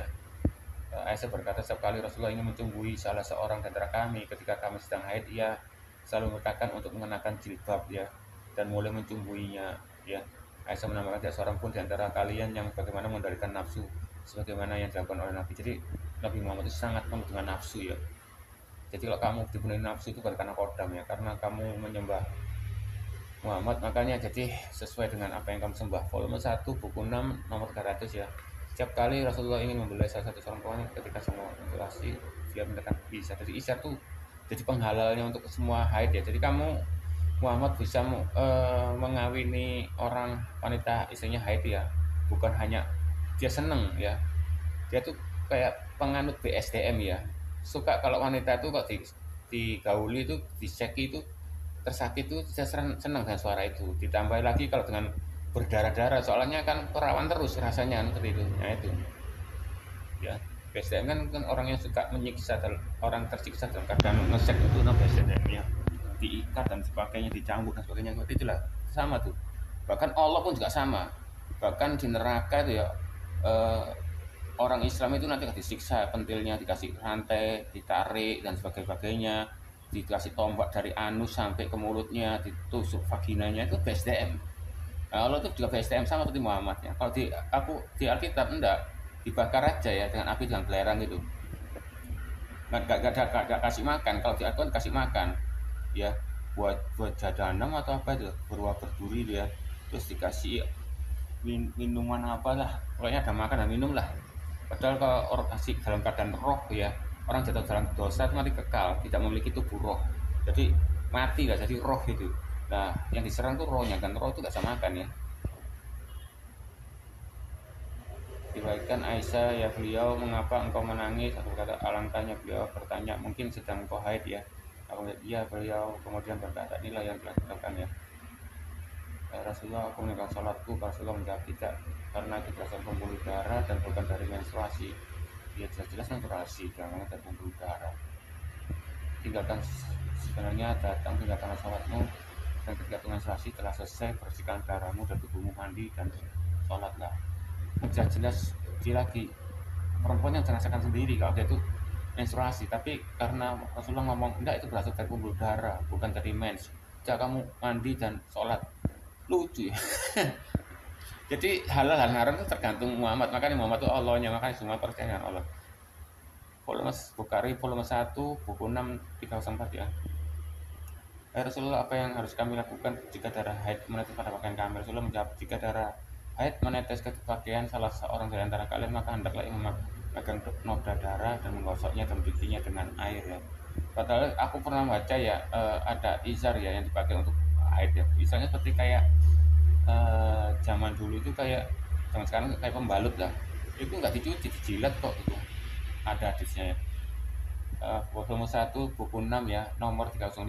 Setiap salah seorang dari kami mendapat haid, setelah menjadi suci, memegang percak darah, mengusap darahnya dan pakaiannya ya, lalu menyiramnya dengan air, lalu membasuhnya sampai bersih dan mencucikan air ke seluruh pakaian, setelah itu sholat di dalamnya ya. Bukhari volume 1 yang ini banyak lah, ya, sholat darah ya. Jika melihat ada darah dan cairannya, kekuningan dan kemaluannya. Darah dan kekuningan, jangan kena penyakit kelamin ya. Seorang istri Rasulullah ikut iktikaf bersama beliau, lalu yang melihat ada darah dan cairan kuning dan kemaluannya, lalu yang meletakkan piringnya di bawahnya. Ketika sehari ya, seorang istri Rasulullah ikut iktikaf bersama beliau, lalu ia melihat ada darah dan cairan kuning dan kemaluannya, lalu yang meletakkan piring di bawahnya ketika sholat. Jadi waktu dia sholat ini, mungkin sujud nih, ini nggak tahu siapa yang keluar darah sama cairan kuning ini, terus dikasih piring ya, biar gak kemana-mana, gimana ya. Volume 1 buku 6 308. Salah seorang ibu orang-orang mukmin ya, yang beriman, yakni sisi Nabi melakukan ketika sedang melakukan benar. Oh berarti ini yang melakukan ini adalah istrinya ya, sampai gitu. Berarti kan membuktikan dia bisa itu haid itu untuk sholat, asalkan bawa piring ya. Volume 1 buku 6 nomor 309 ya. Tak seorang pun dari kami memiliki lebih daripada satu pakaian ya. Kami biasa mengalami menstruasi saat mengenakannya. Setiap kali pakaian kami terkena darah menstruasi, kami biasa merasa dengan ludah kan, dijilati kok biasanya, dan menggosokkannya darah dengan kuku kami. Mereka dicuci betulnya tuh. Kami dilarang berkabung untuk orang yang meninggal lebih dari 3 hari ya, kecuali untuk suami yang dibolehkan berkabung selama 4 bulan. Jadi laki-laki itu boleh berkabung 4 bulan 10 hari. Seorang istri seorang perempuan nggak boleh berkabung lebih dari 3 hari. Nanti lo perbedaannya. Bahkan wanita tuh otaknya setengah, dan wanita itu uh, boleh dipukul ya kalau nggak nurut sama suami ya, boleh dipoligami, dan ada yang mengatakan hadis kalau wanita itu adalah bahan bakarnya neraka. Makanya eh, wanita itu banyak masuk masuk neraka ya, karena itu kan kita karena itu dua bidadari ya. Kami diperbolehkan memakai parfum sangat ringan saat mandi setelah haid, dan kami juga dilarang ikut proses pemakaman. Volume 1/6 kita 1 di bagian Aisyah, seorang wanita bertanya kepada Nabi tentang mandi yang dilakukan setelah haid. Bla bla bla ini ya. Ambillah selai kain, diberikan wewangian kasturi dan bersihkan bagian kemaluannya 3 kali. Oh, yang mana itu? Bersihkan ya. Pada hari terakhir Rasulullah saya mengenakan ihram ya untuk haji. Lalu kata wahai Rasulullah, malam ini adalah malam Arafah. Banyak ternyata ya. Kotak-kotak itu ada banyak ribuan untuk kotak-kotak ini. Cuma tuh nggak tahu baca hadisnya, nggak tahu baca Al-Qur'annya. Jadi cari kesalahan-kesalahan akibat yang mungkin bagi dia itu cuma berapa gelintiran aja. Tapi lihat akuanmu sendiri kan, ada ribuan, ratusan ini lagi hadis ini. Ya, tuh. Tapi saja pada setiap rahim Allah menunjukkan malaikat yang berkata, ya Tuhan, setetes air mani, ya Tuhan, sebuah darah. Yang menggunakan ciptaannya malaikat itu bertanya, ya Tuhan, ya laki-laki perempuan celakalah berkata ya. Oh, ini yang mungkin yang dianggap ini mungkin hujan mani nih ya. Ya, Aisyah, kami berangkat bersama Nabi haji terakhirnya ya. Rambut kecil, rambut kepalaku memakai ilham ya, itulah bla bla bla. Ini kendaraan itu berasal dari pembuluhan darah, bukan dari haid ya. Sudah jelas perempuan yang tahu membedakan mana haid mana sakit pembuluh darah ya. Goblok mana ini. Kadang disuruh istrinya suruh sholat ya, akhirnya terjadilah keluar menstruasi itu dengan cairan kuning itu ya. Kuning mungkin nggak penyakit karena Muhammad suka ngesek sana sini ya, hari sampai netes itu waktu sholat itu hari ditadai dengan piring ya. Luar biasa. Aisyah, apakah kamu dari hulu ada seorang Irak, kami sama Nabi ya, sedangkan haid ya. Volume 1 dilahirkan Zainab ya. Zainab ini istrinya mantan Zaid ya, yang ditikungnya oleh Muhammad ya. Jadi Zainab itu menantu ya, ditikung ya. Terus banyak nih kontradisinya ya. Ini terakhir apa nih? Selama masa haid aku tidak pernah sholat ya. Ini yang Maimunah yang ngomong. Tapi yang lainnya pernah melakukan sholat ya, tapi aku biasa duduk di atas sajadah di samping masjid Rasulullah. Beliau biasa sholat di atas kainnya. Loh, Maimunah mengakui dia waktu masa haid itu tidak pernah sholat ya. Dia punya kesadaran diri ya. Dia sadar akan perintahnya Muhammad yang katanya itu adalah najis. Dan buktinya dia melanggarnya dia sendiri kan. Tapi ini Maimunah tuh gak membuktikan, dia tuh gak mau ya sholat waktu haid ya. Malah tapi yang pernah dia pernah duduk saja di sampingnya Rasulullah waktu dia sholat ya. Berarti nah waktu haid ya. Diriwayatkan Samurah bin Jundab ya, Nabi SAW melaksanakan sholat jenazah bagi jenazah seorang wanita yang meninggal dunia karena melahirkan, dan beliau berdiri tengah-tengah jenazah wanita itu, berdiri tengah-tengah menyolati ya, mayat disolati, disembah berarti kamu sujud di situ. Nabi bersabda padaku, tinggallah sholat ketika datang bulanmu, dan jika sudah selesai bersihkan darah yang ada di badanmu, mandilah dan sholatlah. Ini yang Aisyah yang melakukan haid dengan sholat ya. Riwayat Ibnu Abbas, seorang wanita diperbolehkan tetap pulang ke rumahnya ya, ia boleh pergi. Aku beritahu Rasulullah, Safiyah bin Huwiyah sedang haid. Beliau berkata, dia mungkin akan menunda kita. Apakah dia melakukan tawaf? Tidak bersama kami. Menjawab, iya. Mendengar itu Nabi menjawab, istri Nabi Ummu Habibah mengalami pendarahan di antara masa haid selama 7 tahun. Dia bertanya kepada Rasulullah tentang hal itu, beliau mengatakan untuk mandi. Seolah-olah ini ya lesnya loh, dia haid selama 7 tahun. Gila, sama sekali penyakitnya ini, karena Muhammad itu sudah ganti-ganti ngesek sana sini, budak sisek sini ya, dia kena penyakit kelamin istrinya 7 tahun pendarahan kok. Setelah masa haidnya berakhir, dia menambahkan bahwa pendarahan itu berasal dari pembuluh darah, maka ia pun mandi setiap kali hendak sholat. Jadi haid itu gak apa-apa, as penting kamu mandi ya. kami nggak pernah menganggap keputihan ya yang berwarna kekuningan. Loh, berarti ini keputihan, bener. Kena penyakit keputihan ya, banyak penyakit seperti menstruasi. Tapi keputihan itu putih ini sampai kuning ya. Pendarahan terus menerus di antara masa haid yang belum menjawab tidak ini karena pembuluh darah ya. Jika kalau orang muda ya mau yang belum menikah yang sering berhijab kalau mata haid ya, ya terlalu banyak ya. Oke. Jadi ini yang atasnya ya. Berarti ini mengatakan bahwa Sahih Bukhari ada kumpulan ucapan dari perbuatan Nabi Muhammad SAW yang juga dikenal sebagai sunnah ya. Laporan ucapan perbuatan Nabi SAW. Jadi kumpulan tadi itu adalah sunnah ya. Ini ya laporannya sangat otentik ya. Bukhari sama laporannya sangat otentik.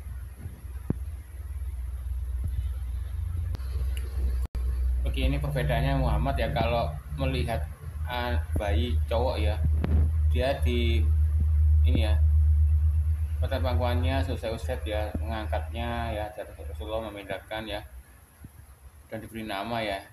Misalnya kayak di modelnya didoain atau diapain lah kalau laki ya, kalau cewek hanya niat nikahin ya. Gitu ya. Oke ya, ini ya di Sahih Muslim 40:16 ya, dari Nabi SAW beliau bersabda, barang siapa melongok ke dalam rumah satu kaum tanpa izin ya, maka mereka boleh mencukil matanya. Soalnya di zaman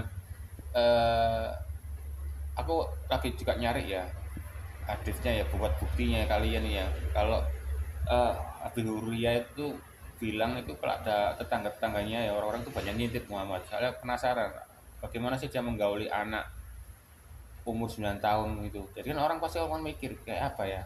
Terus ada hadis lagi yang mengatakan kalau ada yang mengintip juga ya.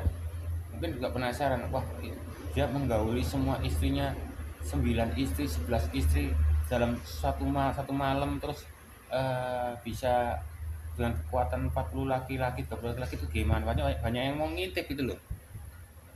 Ya makanya di rumahnya Nabi banyak lubang-lubang gitu ya. Luar biasa ya. Kalau di Yesus kan banyak orang-orang berbondong-bondong datang untuk apa? Minta disembuhkan, mendengar ajaran-ajaran agama ya, sama melihat mujizat-mujizatnya kan. Kalau Muhammad itu lain, banyak yang ngintip dia ya, umat-umatnya ya. Iya. Hadis riwayat Sahal bin Asad al-Fidi ya, bahwa seorang laki-laki mengintip pada lubang pintu Rasulullah ya, ketika Rasulullah SAW membawa sisir yang beliau gunakan untuk menggaruk kepalanya ya. Banyak ngintip-ngintip ya, apakah Muhammad lagi ngesek, dan selanjutnya pengen lihat kekuatan ngesek 30 laki-laki itu bagaimana gitu loh.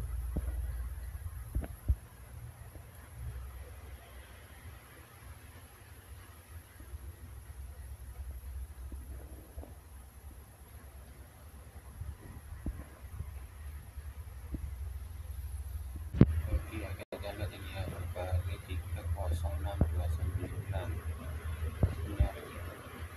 ini saya sama diblokir, nggak bisa mengandalkan itu soalnya. 0629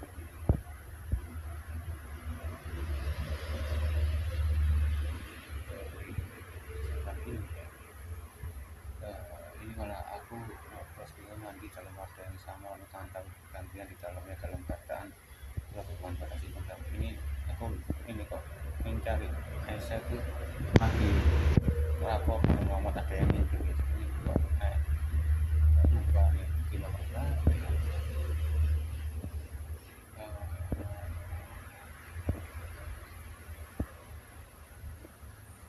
sebentar ya. Ini masih belum ketemu ya, kita bisa lihat yang ini juga lucu nih ya. Ini ya di buku 3 Bukhari ya, nomor 0597 ya, Bukhari ya, sorry ya, 0597 ini ya. Setiap kali Rasulullah hendak tidur setelah berhubungan badan, beliau berwudu. Jadi dia ngomong mandi junub itu blakedes, dia menciptakan dia melanggar. Jadi dia tuh malas mandi junub, hari dia wudu aja sudah dianggap bisa mandi junub. Aisyah merepotkan setiap kali Rasulullah berhubungan seksual, berniat untuk makan atau tidur, dia wudu ya. Ya. Umar berkata, apakah di antara diperbolehkan tidur dalam keadaan junub setelah berhubungan seksual? Beliau menjawab, iya, setelah berwudu ya. Nah, untuk omong orang lain ini junub, tapi kalau dia sendiri males ya wudu aja ya. Tuh, dia harus berwudu. Kalau tidur dan mandi jika dia mau mandi junub, kalau nggak mau ya nggak apa-apa gitu. Berwudulah, cucilah kemaluanmu lalu tidurlah. Itu di 0602 ya.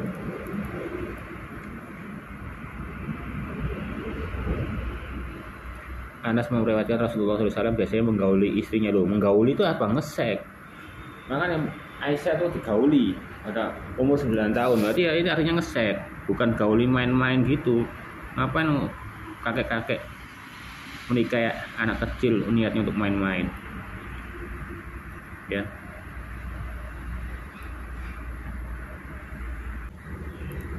Nah ini ya di buku Bukhari buku 3 nomor 0592 Bukhari berapa?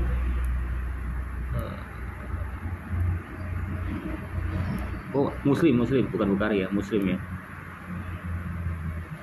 Lupa kembali bahasa Inggris lagi sih. Jadi translate dulu nih, bentar ya. Saya translatekan dulu. Kembali jadi ya ini buku Muslim ya, buku 3 0578. Aisyah meriwayatkan ketika salah seorang di antara kami sedang haid, Rasulullah memintanya untuk mengikatkan kain pinggang ya. Sadarannya airnya mengalir deras loh, lalu memeluknya. Maka Aisyah berkata, dan siapakah di antara kalian dapat mengendalikan? Berarti ini dia lagi haid gitu ya. Aisyah ngomong darahnya mengucur dengan deras, tapi dipeluk dan suruh pakai ikatan izar itu biar digauli. Bahkan Aisyah ngomong, siapa yang dapat ngomong ke istrinya, siapa yang dapat mengendalikan hawa nafsunya Rasulullah yang sangat besar ini ya. Makanya itu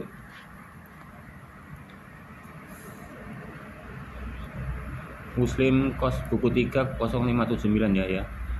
Rasulullah menyentuh dan memeluk istri-istrinya di atas kain penutup pinggang ya, si izar itu. Padahal ketika sedang menstruasi, seneng loh Muhammad. Rasa perawan terus ini mutu darahnya. Wih, kamu kesakitan tambah seneng dia. Suruh kan orang Jepang kalau orang ngesek kan suruh jerit kan, tuh nggak enak gitu.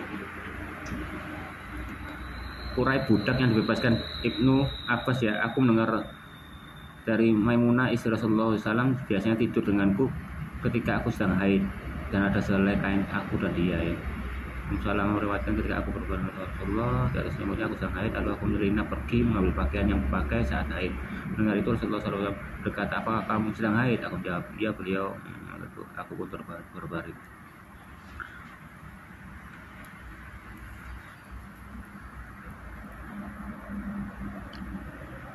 Jadi di Muslim buku 3 0584 ya, Aisyah istri Rasulullah dia berkata, Rasulullah mengeluarkan kepalanya dari masjid untukku ya ketika sedang beriktikaf, maka aku pun mencucinya dalam keadaan sedang haid. Jadi dia Muhammad ini mungkin wudu ya, dan dicuci kepalanya oleh Aisyah dalam keadaan haid. Berarti belagedes ya kalau orang Muslim ya, pria ya, habis kena wudu gak boleh nyentuhan. Ini malah Aisyah sendiri lagi haid malah menyisir ya, berangkat juga ya, di masjid juga ya. Meriwayatkan Aisyah bahwa ia berkata, aku biasa membasuh kepala Rasulullah saat aku sedang haid ya. Aisyah meriwayatkan Rasulullah ambil aku ketika dari masjid, aku berkata aku sedang haid. Hal itu beliau berkata, haidmu tidak ada di tanganmu. Waduh, gila. Dia nggak mau masuk masjid kan? Dia ingat kata Muhammad, orang haid nggak boleh masuk masjid kan? Jadi Muhammad ini, sudah, haidmu tidak ada di tanganmu lagi, sih masuk ambilkan tikarmu. Jadi kan Muhammad kan Allahnya, makanya benar semua itu Muhammad itu adalah Allah yang merintahkan aku untuk mengambilkan tikar masjid. Aku berkata aku sedang haid. Beliau berkata suci, ambilkan saja tikarku untukku karena haid itu tidak ada di tanganmu. Waduh, saking males sih ya. Dia memberikan perintah tapi dia ada melanggar sendiri. Berarti kan dia Allah. Ketika Rasulullah SAW berada di masjid, beliau berkata, wahai Aisyah, ambilkan aku pakaian. Aisyah sudah berkata, aku haid. Haid itu nggak ada tanganmu. Dia dulu lakukan berulang-ulang kali ya. Berulang kali tikar dan pakaiannya, pokoknya berulang-ulang kali ya. Aisyah mengatakan, aku minum ketika sedang haid, lalu aku serahkan wadah itu pada Rasulullah, dan dia menempelkan mulutnya di cangkir tadi itu kan berarti. Aku makan daging dari tulang sedang haid, langsung diserahkan Rasulullah mau memakan bekasnya. Nah, jadi ya enggak. Jadi Aisyah harus menyindir ini mungkin ya. Lo nabimu yang katanya gini-gini, lo aku sedang haid, jadi main dia tuh masuk dalam rekaman, tapi yang tulis ini mungkin nggak ngerti maksudnya ya, tolol mungkin ya. Jadi akhirnya ngikut aja. Betulnya itu lagi menyindir itu. Aisyah itu betulnya benci sama Muhammad. Waktu Aisyah masih umur 9 tahun, waktu main sama teman-temannya masih kecil ya, lah takut kok, takut dipukuli soalnya nggak boleh main anak-anak, dia harus bersifat seperti orang dewasa. Jadi main orang-orang tuh mikir, oh dia tuh nggak akil balik lagi, gitu loh. Soalnya Arab itu kalau orang masih main boneka tuh belum akil balik, gitu loh, belum haid, gitu loh. Makanya dimarahi dia. Orang-orang Yahudi mengatakan hal itu kalau kontak buat Rasulullah, nih. Waktu perselisihan dana antara orang Yahudi ya, nih ya. Namun ketika mereka keluar, mereka menerima hadiah berupa susu. Wah, yang dikirimkan pada Rasulullah SAW. Beliau memanggil mereka dan memberi mereka minum. Dan begitu mereka tahu bahwa beliau tidak marah lagi tentang mereka. Wah, disogok pakai susu, bos. Aku adalah orang yang cairan prostatnya mudah keluar dan aku malu bertanya pada Rasulullah tentang hal itu karena posisi putrinya. Lalu karena itu aku bertanya pada Mikdad. Dia bertanya, Nabi suci yang berkata dia harus mencuci kemaluannya dan berwudu, tidak masalah. Semua halal dengan wudu ya.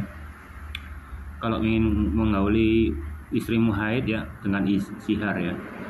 Kalau kamu kepingin istrimu kalau orang Islam muslimah yang perempuan ini kepingin ke masjid gampang, turun ayat aja, kata Rasulullah berkata haid tidak ada di tanganku. Nah gitu loh, imani aja. Kami mengutus al-Mikat, al-Basat, Rasulullah ya, karena prostat, bukannya Ibnu Abbas, Rasulullah. Umar itu juga banci ya. Berarti kan dia punya alasan juga. Aku ini punya penyakit di anus yang bisa diobati dengan sperma dan aku merasa keenakan. Nah itu aslinya cuma alasan biar dia homo ya. Biar dituspol terus loh.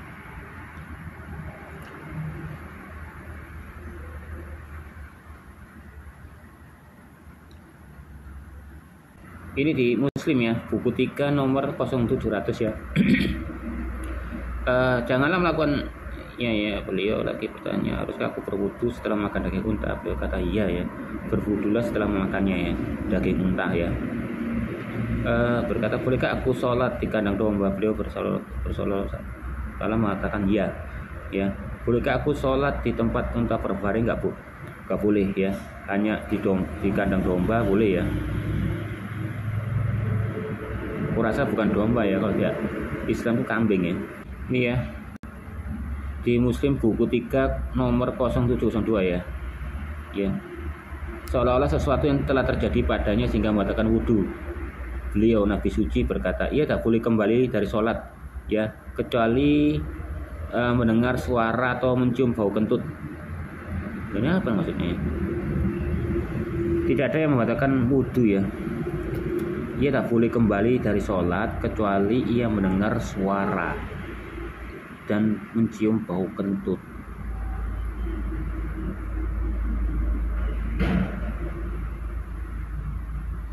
Dia tak boleh kembali dari sholat.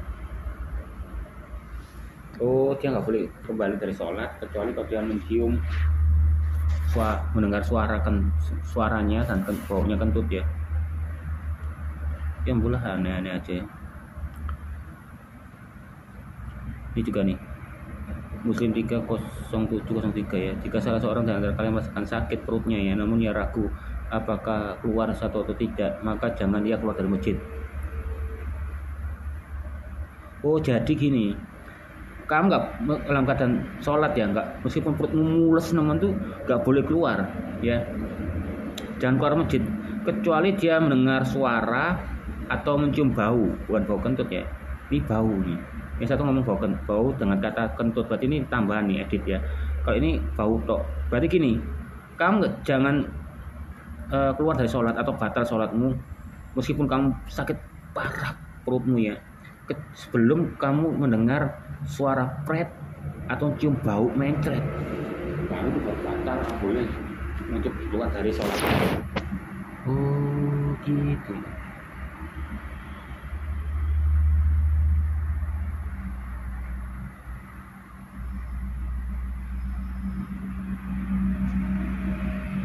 Oke ya, ini hadits Muslim ya, buku 3 nomor 0727 ya.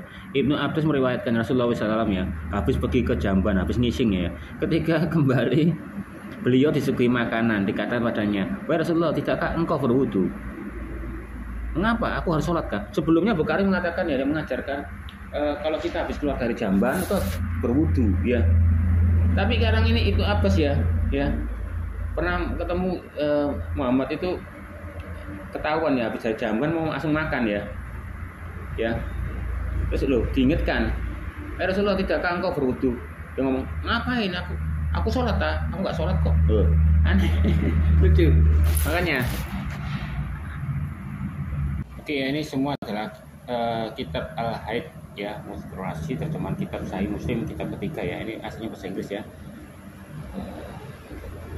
Oke, sekian dulu, nanti kita bikin bagian part keduanya yang mengenai Muhammad ya.